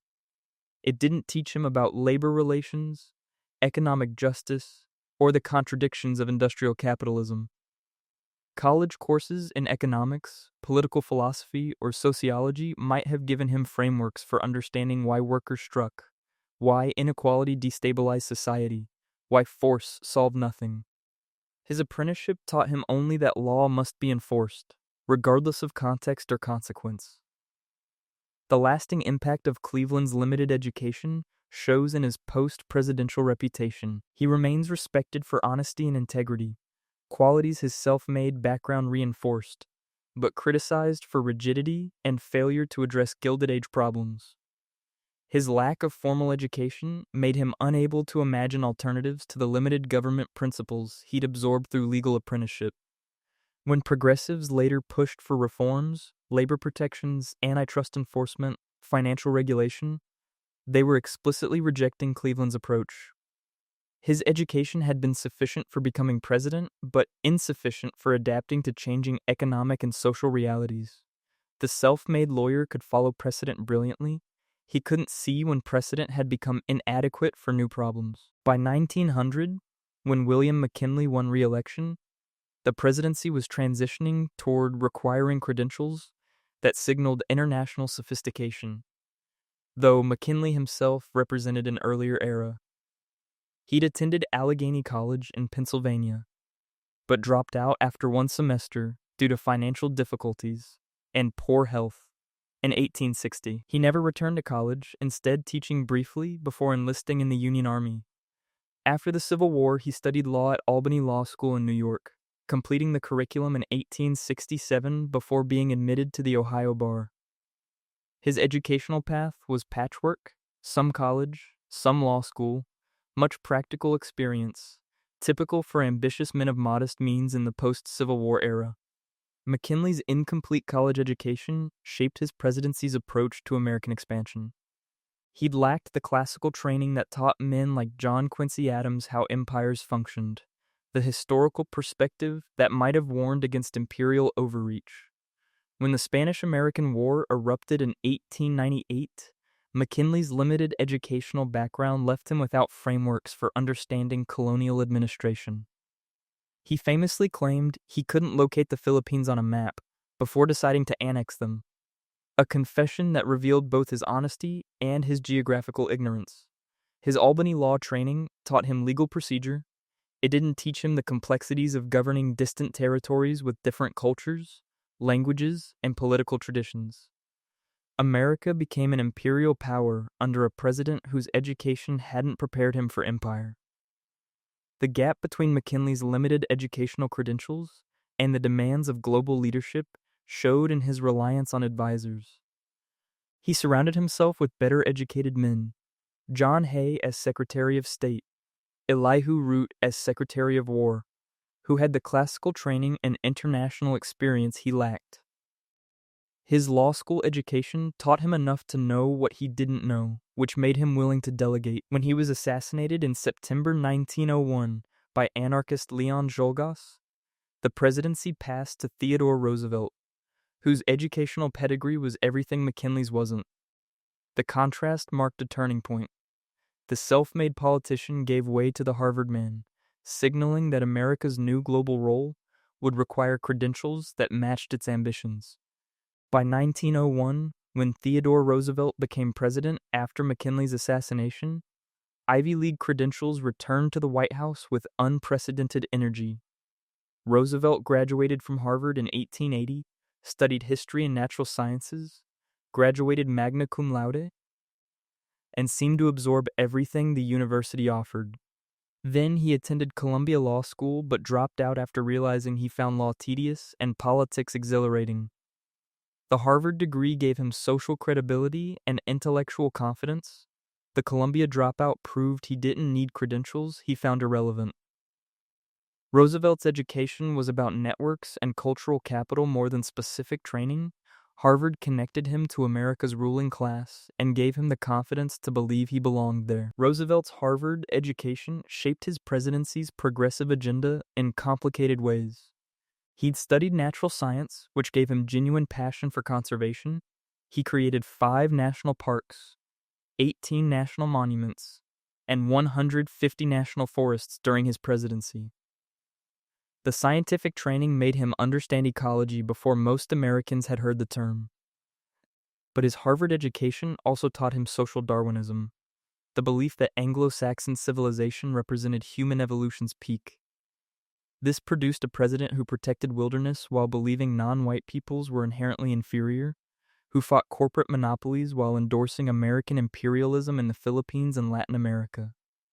The education gave him analytical tools. It didn't give him moral consistency. The contradiction in Roosevelt's educational background shows in his square-deal domestic policies versus his foreign policy. Harvard had exposed him to progressive ideas about regulating capitalism, protecting workers, and constraining corporate power. As president, he broke up trusts, supported labor rights, and regulated food and drug industries. That was his Harvard progressivism. But his foreign policy, the Roosevelt corollary declaring American police power over Latin America, the Panama Canal acquired through supporting Panamanian independence, reflected Harvard's imperial assumptions. His education taught him that educated elites should manage both domestic reform and foreign intervention. The fact that these seemed contradictory to later generations didn't trouble Roosevelt. Harvard had taught him that Anglo-Saxon leadership could simultaneously civilize at home and dominate abroad. By 1909, when William Howard Taft entered office, presidential credentials reached new heights of establishment respectability. Taft graduated from Yale in 1878, then Cincinnati Law School in 1880, giving him both Ivy League pedigree and legal expertise. Yale trained him in classics and rhetoric. Cincinnati taught him law, but Taft's real education came from his family. His father had been Secretary of War and Attorney General, providing inside knowledge of how Washington worked. The Yale degree opened doors. Family connections showed him which doors led to power. Taft became a federal judge, then Governor General of the Philippines, then Secretary of War under Roosevelt before winning the presidency. His credentials were impeccable, his preparation thorough, his capability unquestioned. Taft's Yale plus Cincinnati education created an unexpected problem. He was too judicial for politics. Law school taught him to evaluate cases objectively, consider precedent carefully, and reach decisions based on legal merit rather than political expedience. Yale trained him in systematic thinking and administrative competence. These made him an excellent judge, which he later became as Chief Justice of the Supreme Court. His true calling, but a terrible politician. When Roosevelt turned against him, accusing him of betraying progressive principles, Taft couldn't understand the criticism. He'd followed legal procedures, maintained constitutional boundaries, and acted judiciously. His education taught him those were presidential virtues. Politics taught him that betraying Theodore Roosevelt was political suicide, regardless of legal merit. The gap between Taft's educational preparation and political reality destroyed his presidency. His Yale training emphasized institutional respect and procedural regularity. He genuinely believed that following proper legal channels would produce good outcomes. When progressive Republicans demanded aggressive trust-busting and labor reforms, Taft moved cautiously, citing legal limitations and constitutional constraints. His Cincinnati law education made him see legal complications where Roosevelt saw political opportunities. The Republican Party split in 1912, with Roosevelt running as a third-party candidate. Taft finished third in the election, behind both Roosevelt and Democrat Woodrow Wilson. His Yale-Cincinnati credentials had prepared him perfectly for the judiciary, where legal analysis matters. They'd prepared him poorly for a presidency requiring political instinct, charisma, and willingness to bend rules that lawyers like Taft believed sacred. By 1913, when Woodrow Wilson entered the White House, the scholarly president had returned, but this time with credentials that exceeded even John Quincy Adams. Wilson held a Ph.D. from Johns Hopkins, earned in 1886 with a dissertation on congressional government that academics still reference. He'd graduated from Princeton in 1879, studied law at the University of Virginia, practiced briefly before returning to graduate school. Then he taught at Bryn Mawr, Wesleyan, and Princeton before becoming Princeton's president in 1902. His academic credentials were unmatched in presidential history. The only president with a doctorate, a university president, a published scholar whose books shaped how Americans understood their political system. Wilson's Ph.D. shaped his presidency's greatest strengths and worst failures. His academic training taught him systematic thinking, how to analyze complex problems, develop comprehensive solutions, and present them persuasively. This produced brilliant achievements like the Federal Reserve Act and the Clayton Antitrust Act. But his scholarly background also created dangerous blind spots. He'd studied political systems theoretically, not practiced politics practically. When World War I ended and he traveled to Paris for peace negotiations, his academic idealism collided with European realpolitik. His 14 points sounded magnificent in lectures. They collapsed under pressure from leaders who wanted territory, reparations, and revenge. Lloyd George and Clemenceau weren't impressed by professorial arguments. They'd sent millions to die and wanted compensation, not philosophy. The contradiction in Wilson's educational achievement reveals itself most clearly in his racism. Johns Hopkins had taught him political science. It hadn't challenged his Virginia-bred white supremacy. As president, he segregated federal agencies that had been integrated since Reconstruction, hosted a White House screening of Birth of a Nation, a film glorifying the Ku Klux Klan, and defended segregation using academic language about scientific racial differences. His Ph.D. gave him sophisticated vocabulary for justifying prejudice. When he suffered a massive stroke in October 1919, his wife Edith essentially ran the executive branch for 17 months. The most educated president in history ended his term as a hidden invalid, while his wife made decisions his doctorate couldn't help him make. Academic credentials had prepared him to theorize about governance.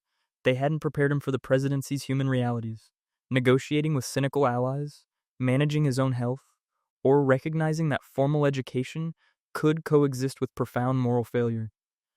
By 1921, when Warren G. Harding took office, presidential credentials swung back toward accessible mediocrity.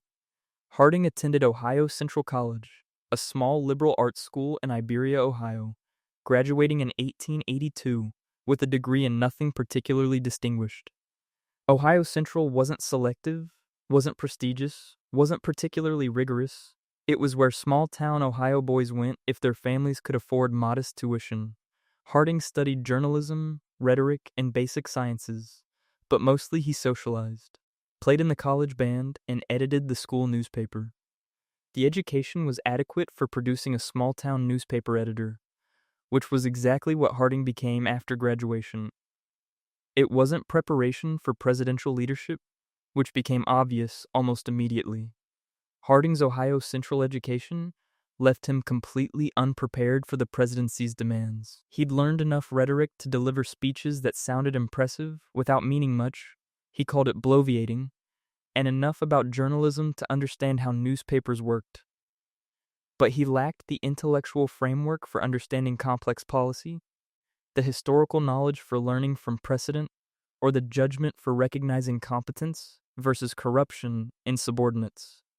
His cabinet included capable men like Herbert Hoover and Charles Evans Hughes, but also catastrophically corrupt figures like Interior Secretary Albert Fall, who sold government oil reserves in the Teapot Dome scandal. Harding's limited education left him unable to distinguish between the two, or perhaps unwilling to look too closely at arrangements that benefited him politically. The gap between Harding's minimal credentials and the presidency's requirements became obvious in his personal life. He conducted an affair in White House closets, wrote embarrassingly intimate letters to his mistress that later became public, and drank illegal alcohol during Prohibition in the White House. His Ohio Central education hadn't taught him discretion, judgment, or basic sense of appropriate behavior.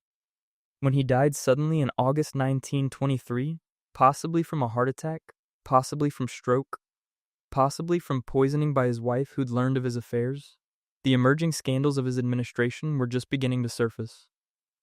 His educational credentials had been adequate for small-town success. They'd been catastrophically inadequate for presidential responsibility.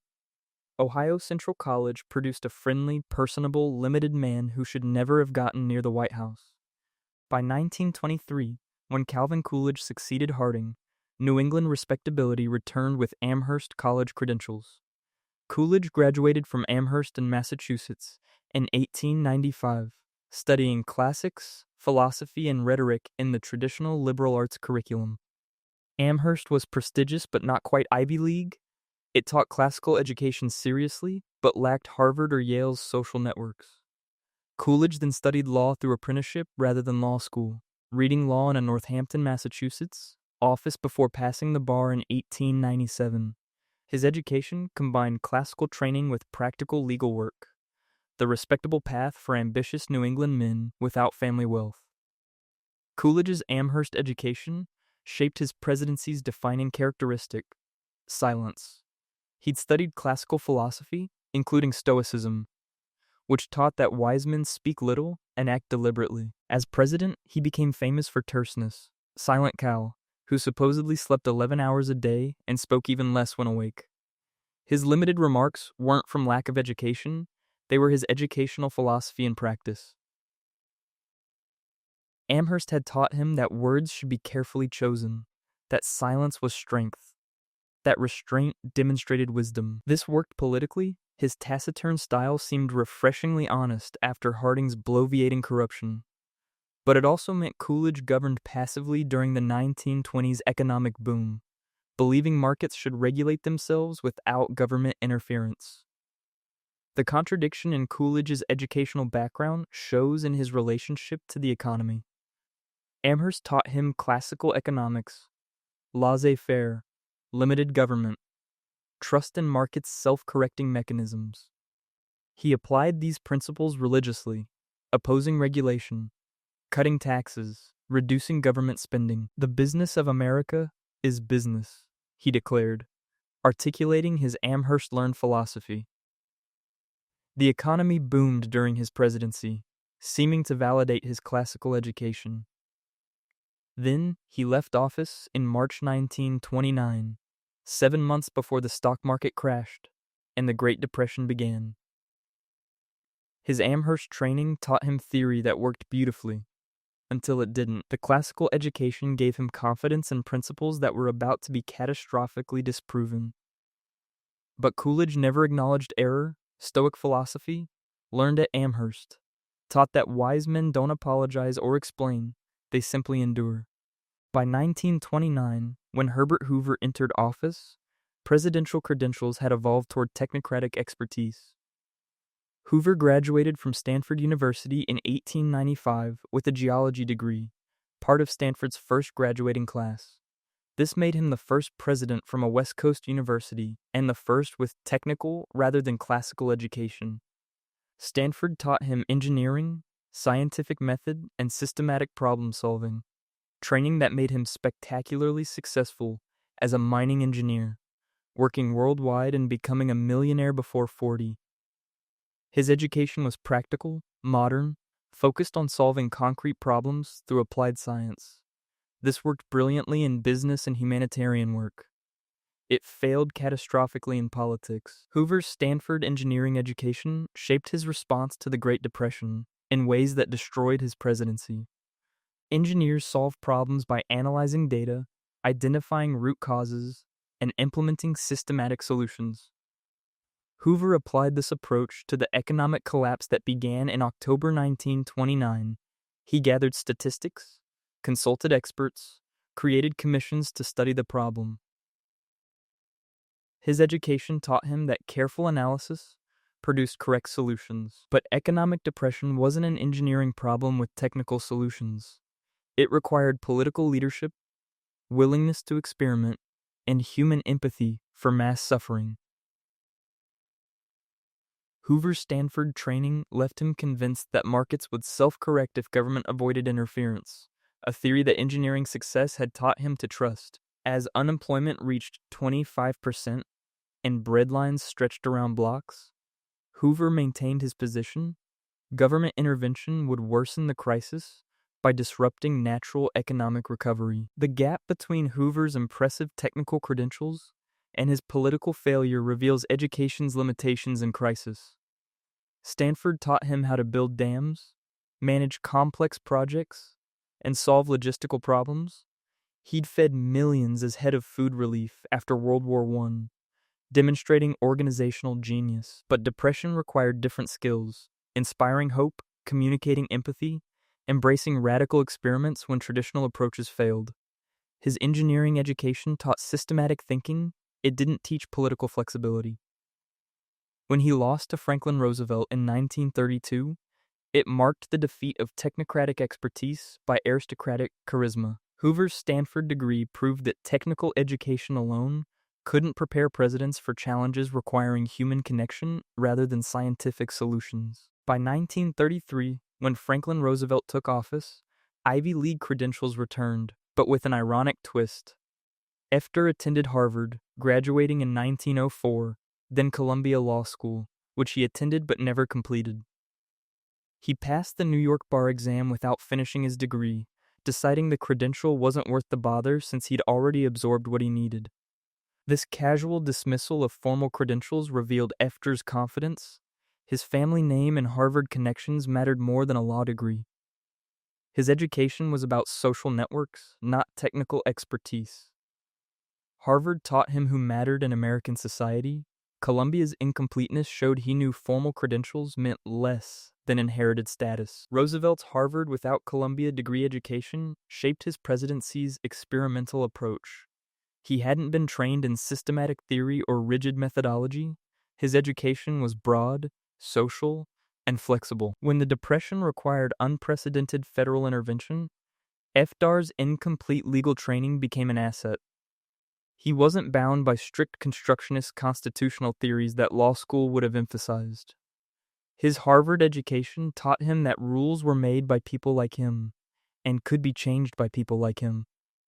This produced the New Deal, an explosion of federal programs that transformed American government without theoretical consistency. Social Security, the SEC, the FDIC, the TVA. These weren't products of systematic planning, but experimental responses to crisis. The approach of a man whose education taught him confidence to try things rather than frameworks that limited action. The contradiction in Roosevelt's educational background shows in his court-packing plan of 1937. After the Supreme Court struck down several New Deal programs, Ph.D. proposed adding justices to create a pro-New Deal majority. His incomplete legal education hadn't taught him proper respect for judicial independence, or perhaps it had taught him that institutional respect was less important than political results. The plan failed politically, damaging his presidency even as the court began upholding New Deal legislation anyway. A complete Columbia legal education might have taught him constitutional boundaries that aristocratic Harvard hadn't emphasized. Then again, a complete legal education might have prevented the experimental boldness that the Depression required. Roosevelt's incomplete credentials matched his incomplete respect for traditional limitations. Both became assets during crisis requiring untraditional solutions. By 1945, when Harry Truman became president after Roosevelt's death, the office passed to a man with 0 four-year college degree, the last president without one. Truman attended Kansas City Law School at night in the early 1920s, but never completed a degree, dropping out when his haberdashery business failed. Before that, he'd briefly attended a business college. His formal education was fragmentary, incomplete, cobbled together between farm work, military service, and failed businesses. This made him radically different from the Ivy League presidents who preceded him. No Harvard, no Yale, no Princeton, no college degree of any kind. He was, in educational terms, a throwback to Andrew Johnson, the only other president in the 20th century without a four-year degree. Truman's lack of formal education became both his burden and his advantage during his presidency. Without college training, he developed a reading habit that compensated. He claimed to have read every book in his hometown library, focusing on military history and biography. This self-education gave him historical perspective that formal schooling might have provided, but without the theoretical frameworks that sometimes limited college-trained presidents.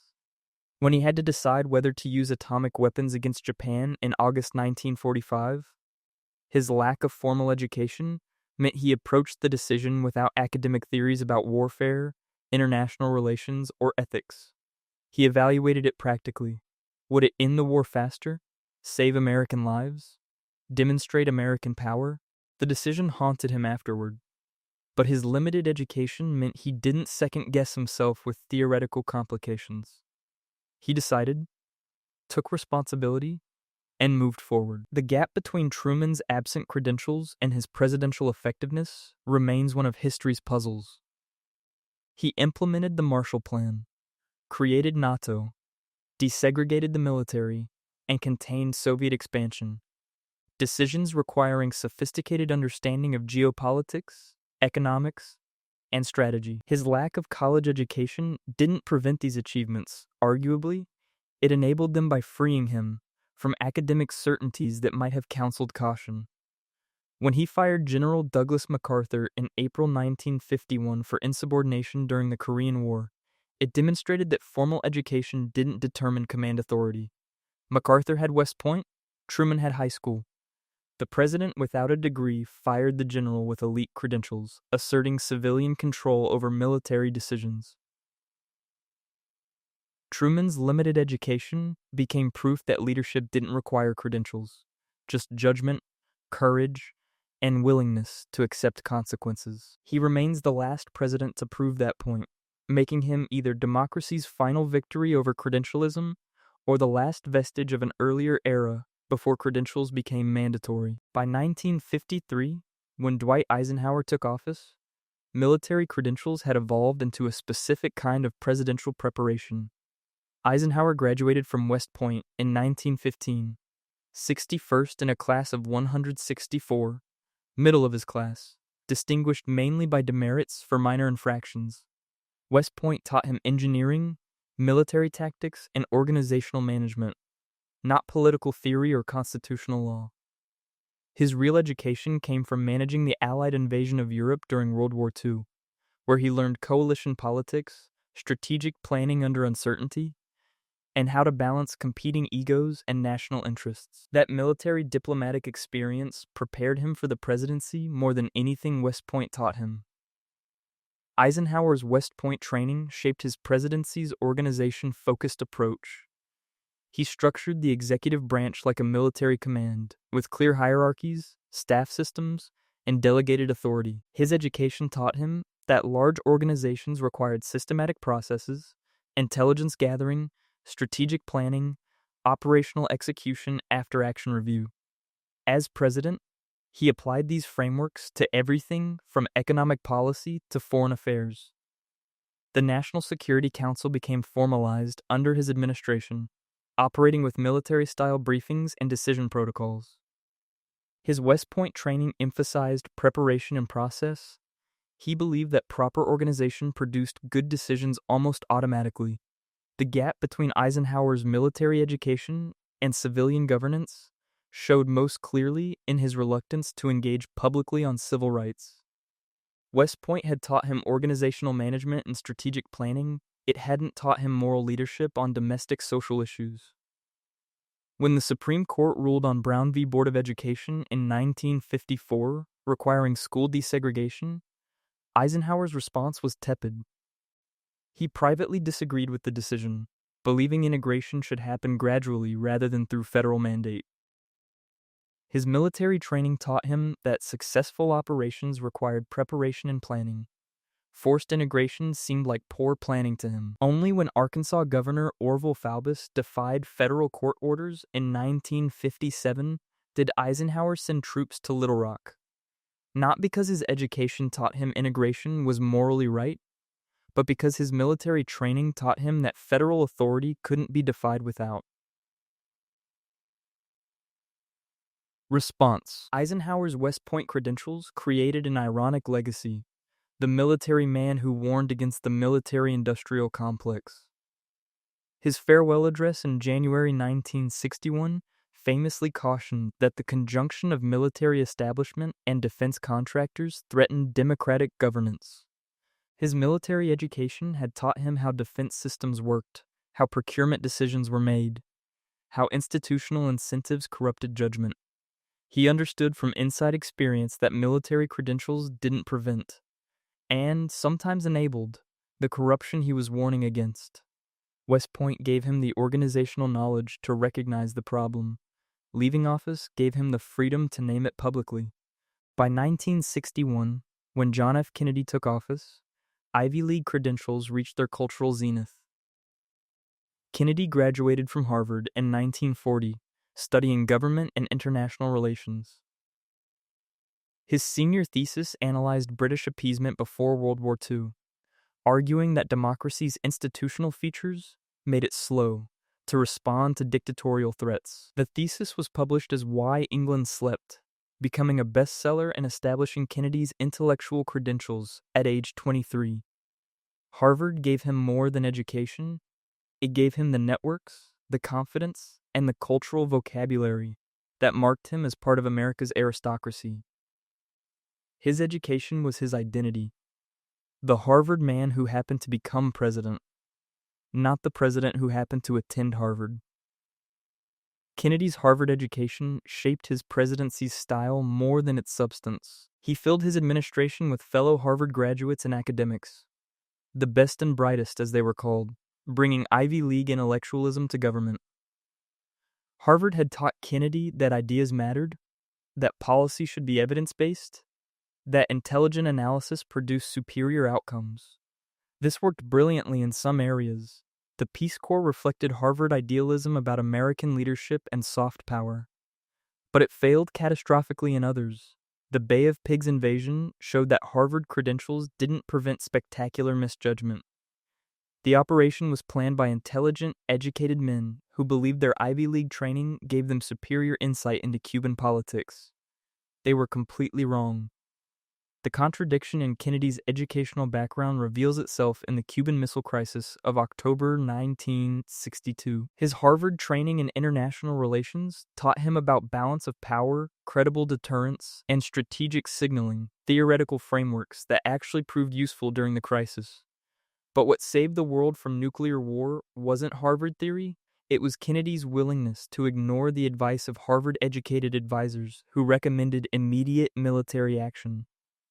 His education gave him the vocabulary to discuss the crisis. His judgment, shaped by experiences beyond Harvard, gave him the wisdom to find diplomatic solutions. The Harvard degree opened doors and created networks. Surviving the crisis required something education alone couldn't provide. Kennedy's assassination in November 1963 meant his Harvard credentials never faced the test that destroyed Lyndon Johnson, Vietnam. The war was planned and executed by Harvard-educated advisors who believed American power and intellectual superiority could transform Southeast Asia. Kennedy's education would have given him the same frameworks, the same confidence, possibly the same catastrophic errors. His Harvard thesis argued that democracies were slow to recognize threats. His advisors used that logic to justify escalation before threats materialized.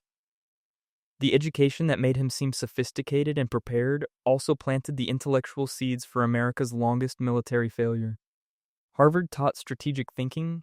It didn't teach humility about the limits of American power or the dangers of intellectual arrogance combined with military force. By 1963, when Lyndon Johnson became president after Kennedy's assassination, the office passed to a man whose educational credentials were distinctly un-Ivy. Johnson graduated from Southwest Texas State Teachers College in 1930, a regional school that trained public school teachers for rural Texas. It wasn't prestigious, wasn't selective, wasn't designed to produce national leaders. Johnson studied history and education, taught debate and public speaking, and learned that performance mattered more than pedigree. His college years taught him political skills, building coalitions, reading people, understanding what motivated voters that Harvard seminars rarely addressed. The Southwest Texas education was practical, democratic, accessible to poor rural students like Johnson. It prepared him for nothing except politics, which turned out to be enough. Johnson's Southwest Texas background created both insecurity and determination throughout his career. He knew he lacked the Ivy League credentials that marked Kennedy's circle as educated elites. He compensated through legislative mastery. As Senate Majority Leader, he became legendary for knowing every senator's pressure points, understanding parliamentary procedure better than Harvard-educated colleagues, and passing legislation through personal persuasion that their education couldn't match. His teaching college degree left him feeling inferior to Harvard men. So he worked harder, learned more procedure, and built power through relationships rather than credentials. When he became president, his administration was divided between Kennedy's Harvard holdovers and Johnson's Texas operatives, two different forms of education competing for influence. The gap between Johnson's limited educational prestige and his presidential achievements shows in his domestic success versus foreign policy failure. The Great Society, Medicare-Medicaid, civil rights legislation, federal education funding, the war on poverty, reflected Johnson's Southwest Texas understanding of rural poverty and his teaching college belief that education could transform lives.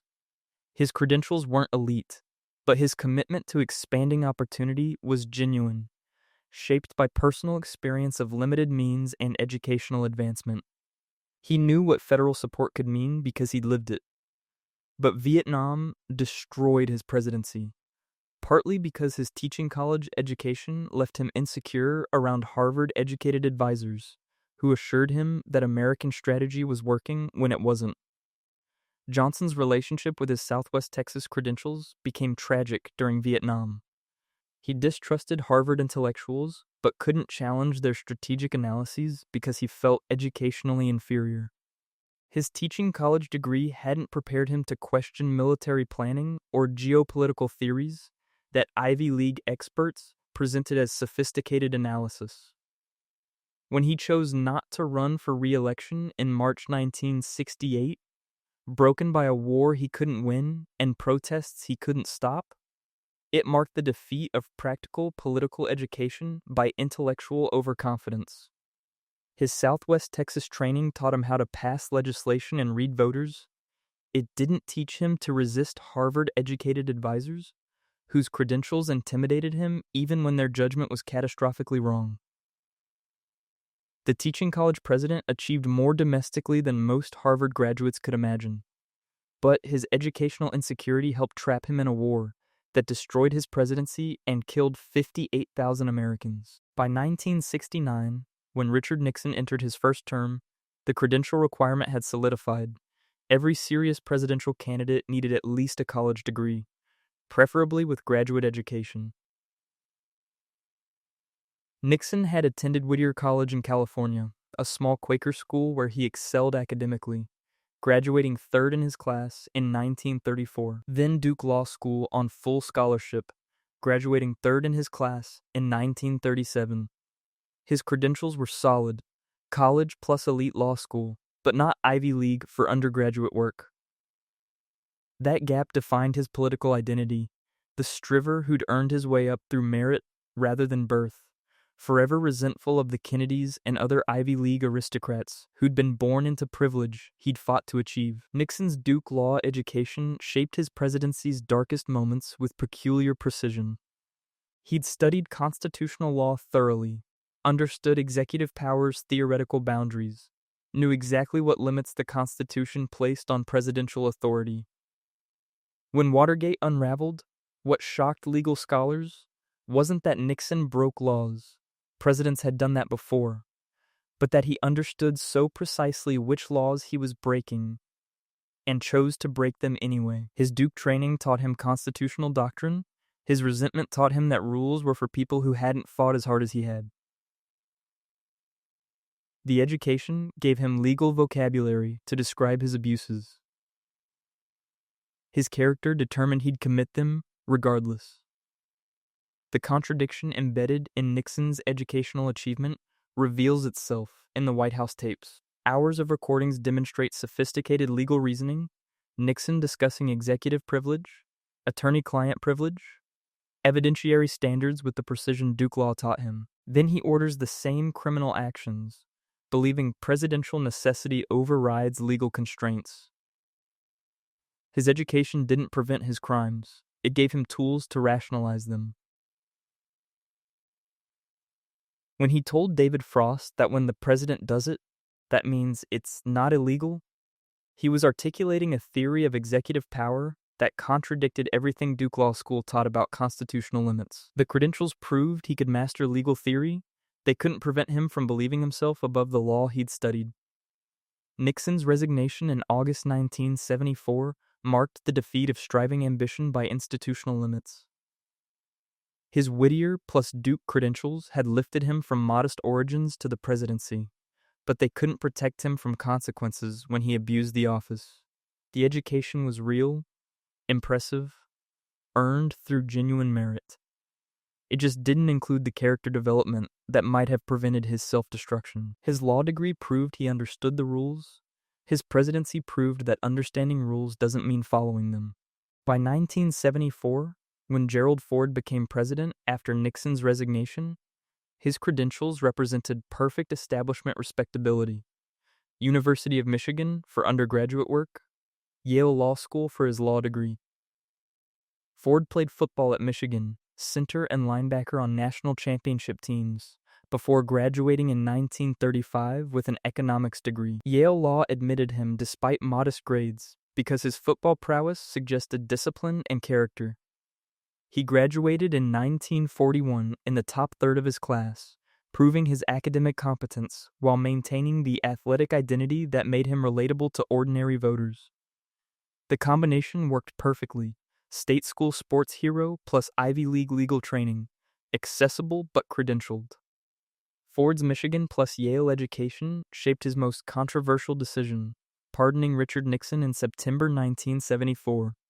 His legal training taught him that the pardon was constitutional, presidents have absolute pardon power, and that ending Watergate's legal process would help the country move forward.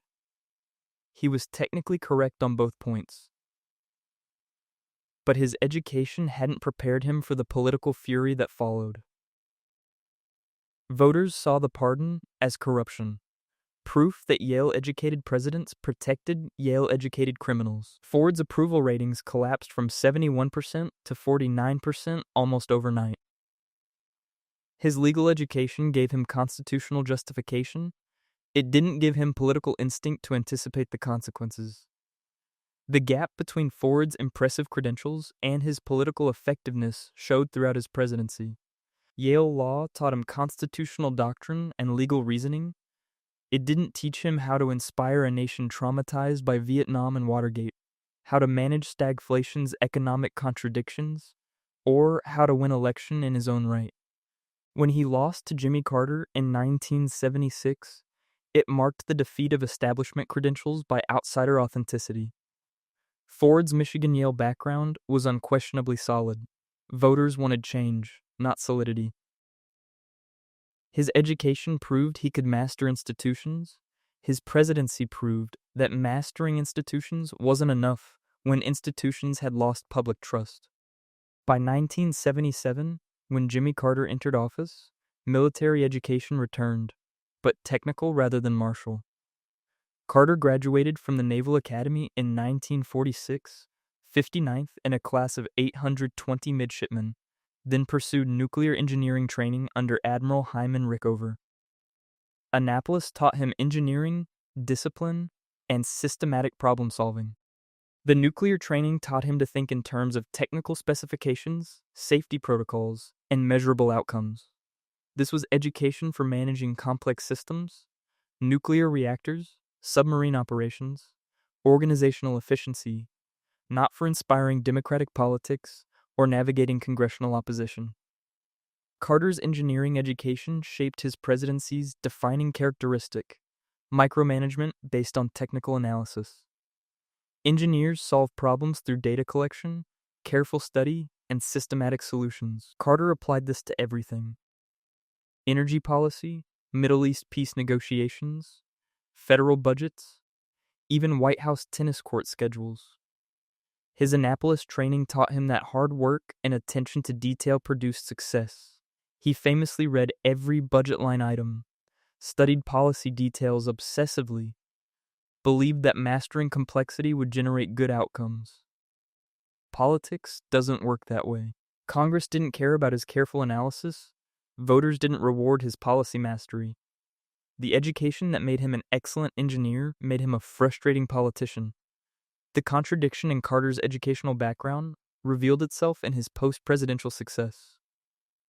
After losing to Reagan in 1980, Carter applied his engineering problem solving to humanitarian work, building houses, eradicating diseases, monitoring elections, negotiating peace agreements. These projects suited his technical training perfectly. Concrete problems with measurable solutions. As president, he'd tried applying engineering approaches to political problems that required flexibility, compromise, and charisma. As former president, he found problems that actually were engineering challenges. His Annapolis education was always valuable. It just needed contexts where technical expertise mattered more than political theater. The engineering skills that hurt his presidency made his post-presidency remarkably successful. By 1981, when Ronald Reagan entered office, educational credentials took an unexpected turn. Reagan graduated from Eureka College in Illinois in 1932 with a degree in economics and sociology. Eureka was tiny, Church of Christ affiliated, academically undistinguished, exactly the kind of small regional college that shouldn't have produced presidents in an era of credential inflation. Reagan studied economics without distinction, played football, worked as a lifeguard, and acted in college theater. The education was generic, the school was obscure, and none of it seemed to matter. Reagan proved that in the television age, performance skills trumped educational prestige. His Eureka degree was a credential that checked a box. His real education came from Hollywood, where he learned to perform authority rather than possess it. Reagan's Eureka education shaped his presidency through what it lacked rather than what it provided. He hadn't absorbed economic theory deeply at Eureka. His understanding remained simple, even simplistic: lower taxes, smaller government, free markets solve problems. Academic economists tried explaining that his policies would explode deficits. Reagan ignored them, trusting his undergraduate-level understanding over their sophisticated analyses. His limited education became an asset because it freed him from complexity. Harvard-educated advisors presented complicated arguments. Reagan responded with simple stories that voters understood. The Eureka degree proved he was educable. His Hollywood career proved he could communicate. That combination worked better than elite credentials combined with elite complexity. The gap between Reagan's modest educational background and his political success revealed how credentials had become disconnected from leadership effectiveness. His Eureka training hadn't prepared him for anything specific about governing. He didn't understand policy details, often confused facts during briefings, relied heavily on staff to manage actual governance. But he understood performance, could deliver speeches with emotional resonance, and projected confidence that voters found reassuring. His economics degree gave him vocabulary to discuss tax policy. His acting career gave him ability to sell it. The education was minimal. The political success was enormous. Reagan proved that credential inflation had created opportunity for candidates who could perform competence rather than possess it. By 1989, when George H.W. Bush took office, Ivy League credentials returned with perfect establishment pedigree. Bush graduated from Yale in 1948 with an economics degree after serving as a Navy pilot during World War II. Yale taught him institutional networks and cultural confidence. His family connections, Father Prescott Bush was a senator, taught him how power actually flowed. The education was less about what he learned in classrooms than who he met in secret societies like Skull and Bones. Bush's Yale degree certified him as part of America's ruling class, someone who understood unspoken codes and inherited obligations. The economics coursework was forgettable. The social education was permanent. Bush's Yale training shaped his presidency's foreign policy success and domestic policy failure. The Ivy League taught him international diplomacy, relationships with foreign leaders, the institutional frameworks that managed global affairs. When the Soviet Union collapsed and Iraq invaded Kuwait, Bush navigated both crises with skill that reflected his educational and social preparation. He understood how to build coalitions, when to use force, how to balance competing international interests. Yale hadn't taught him those specific skills, but it had taught him the confidence to trust his judgment and the networks to implement decisions. His foreign policy was establishment competence at its finest. The contradiction in Bush's educational achievement showed domestically. His Yale economics degree hadn't prepared him to understand, or perhaps to care about, ordinary Americans' economic anxieties during the 1991 recession. When he seemed amazed by a grocery store scanner during a campaign event, it revealed how his elite education had isolated him from normal life. Yale taught him to manage global affairs. It didn't teach him to connect with voters struggling economically. His read my lips, no new taxes promise, broken in 1990 when he agreed to tax increases as part of a budget deal, reflected Yale-educated pragmatism. Responsible governance sometimes required breaking campaign promises. Voters didn't care about Yale pragmatism, they cared about broken promises. His education prepared him perfectly for international leadership. It left him unable to win re-election because he couldn't perform empathy for domestic struggles. By 1993, when Bill Clinton took office, credential inflation reached new heights. Clinton had graduated from Georgetown University, earned a Rhodes Scholarship to Oxford, and graduated from Yale Law School, a trifecta of elite education that surpassed most previous presidents. Georgetown taught him international relations. Oxford taught him that American students could hold their own among British elites. Yale Law gave him the credential and the network, plus his future wife, Hillary Rodham.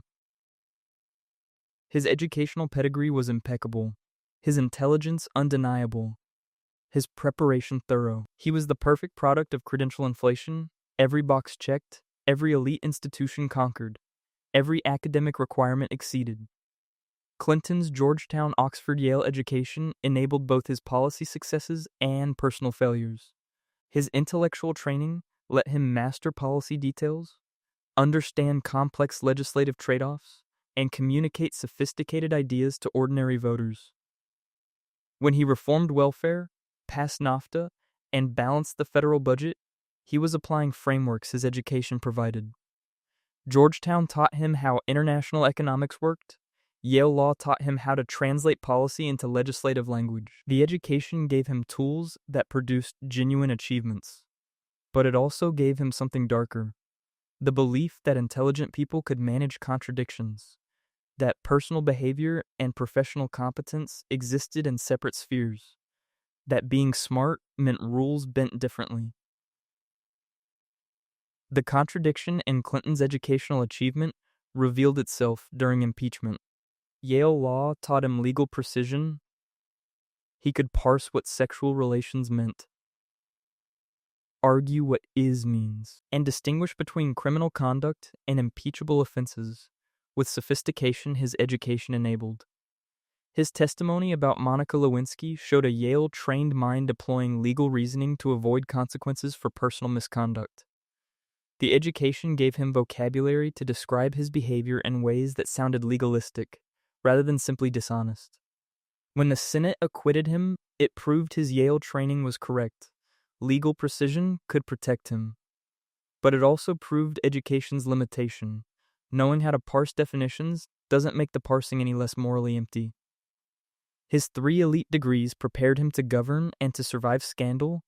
They didn't prepare him to avoid the scandal through basic judgment that no education should have to teach. By 2001, when George W. Bush entered office after the Supreme Court halted Florida's recount, credential inflation had reached absurdity.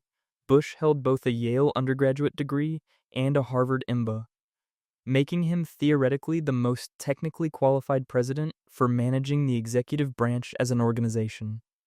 Yale admitted him through family legacy. His father and grandfather had attended, and he graduated with a C average in 1968. Harvard Business School admitted him in 1973, and he graduated in 1975 with the management credential that should have prepared him for organizational leadership. On paper, his education screamed competence: Ivy League undergraduate plus Ivy League graduate degree. His presidency would raise uncomfortable questions about what those credentials actually measured.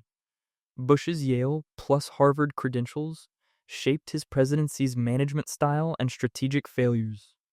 Harvard Business School taught him to delegate to trusted executives, focus on strategic direction rather than operational details, and frame political decisions as management choices. His cabinet meetings reportedly felt like corporate board meetings, PowerPoint presentations, clear decision points, executive consensus. The IMBA training showed in his organization, it failed spectacularly in his judgment. Harvard taught him management theory. It didn't teach him to question subordinates' claims about Iraqi weapons of mass destruction, to pressure test assumptions before invading countries, or to recognize when trusted executives told him what he wanted to hear rather than what evidence supported. The gap between Bush's Ivy League plus IMBA credentials and his presidential disasters reveals credential inflation's dark side. Yale taught him institutional networks. Harvard taught him organizational management. Neither taught him wisdom, curiosity, or humility to question authority figures. When his administration's failures mounted, Iraq, Hurricane Katrina, the 2008 financial crisis, they didn't stem from lack of educational preparation. His Yale degree gave him political networks. His Harvard IMBA gave him management frameworks. What was missing? Judgment, intellectual curiosity, willingness to admit error, can't be taught in seminars. Bush proved that the right degrees from the right schools measure access and persistence more than capability. The credentials opened doors, they didn't provide wisdom to make good decisions once inside. By 2009, when Barack Obama entered office, educational credentials reached their symbolic peak.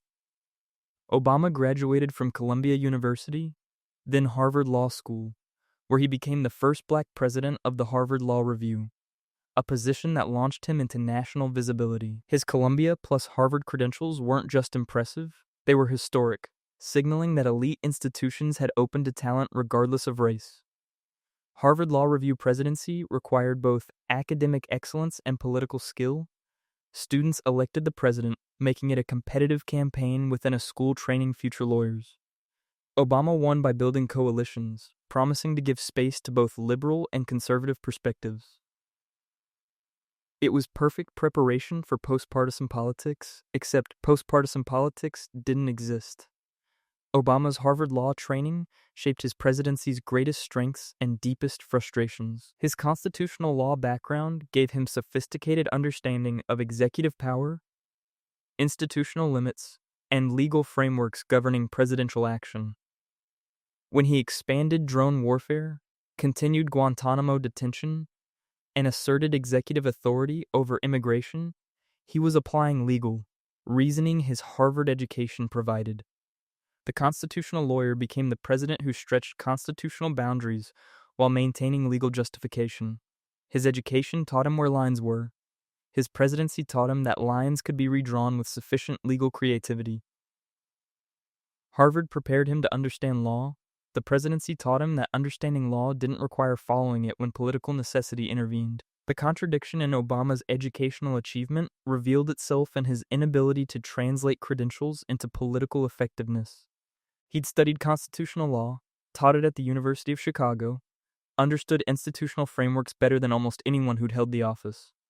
Then he took office during a financial crisis, facing a Republican Congress that refused to acknowledge his legitimacy regardless of his Harvard degree. His education gave him analytical tools to understand policy.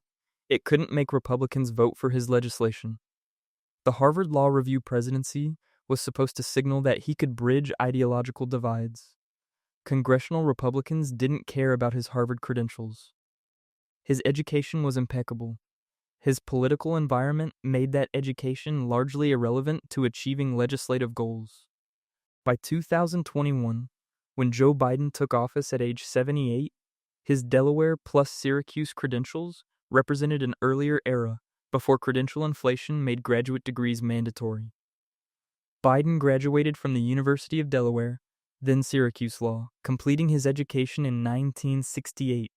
Solid professional preparation that was unremarkable for his generation. By 2021, those credentials looked almost quaint. No Ivy League undergraduate, no elite law school, no graduate degree beyond the JD. But Biden's 50 years in politics since graduating meant his real education came from experience rather than credentials. His Delaware Syracuse degrees had opened doors, 5 decades in the Senate, and 8 years as vice president taught him more than any additional credentials could have provided. Biden's limited educational prestige became an asset in 2020, when voters wanted someone who seemed normal after Trump's chaos. His Syracuse law degree positioned him as competent but not elite, qualified but not condescending. When he defeated Trump, it marked a return to establishment credentials after 4 years of a president whose Wharton degree had been his only governmental qualification. Biden proved that mid-tier credentials plus extensive experience could still win, that voters sometimes valued familiarity over flash. His education was sufficient for entry. His experience was what actually mattered. The Syracuse degree was 40 years in his past. His judgment was shaped by everything since then. 45 presidents, 9 without college degrees, 1 with a Ph.D., and the electorate still asking the same question Washington's critics asked in 1789. Does any of it actually matter?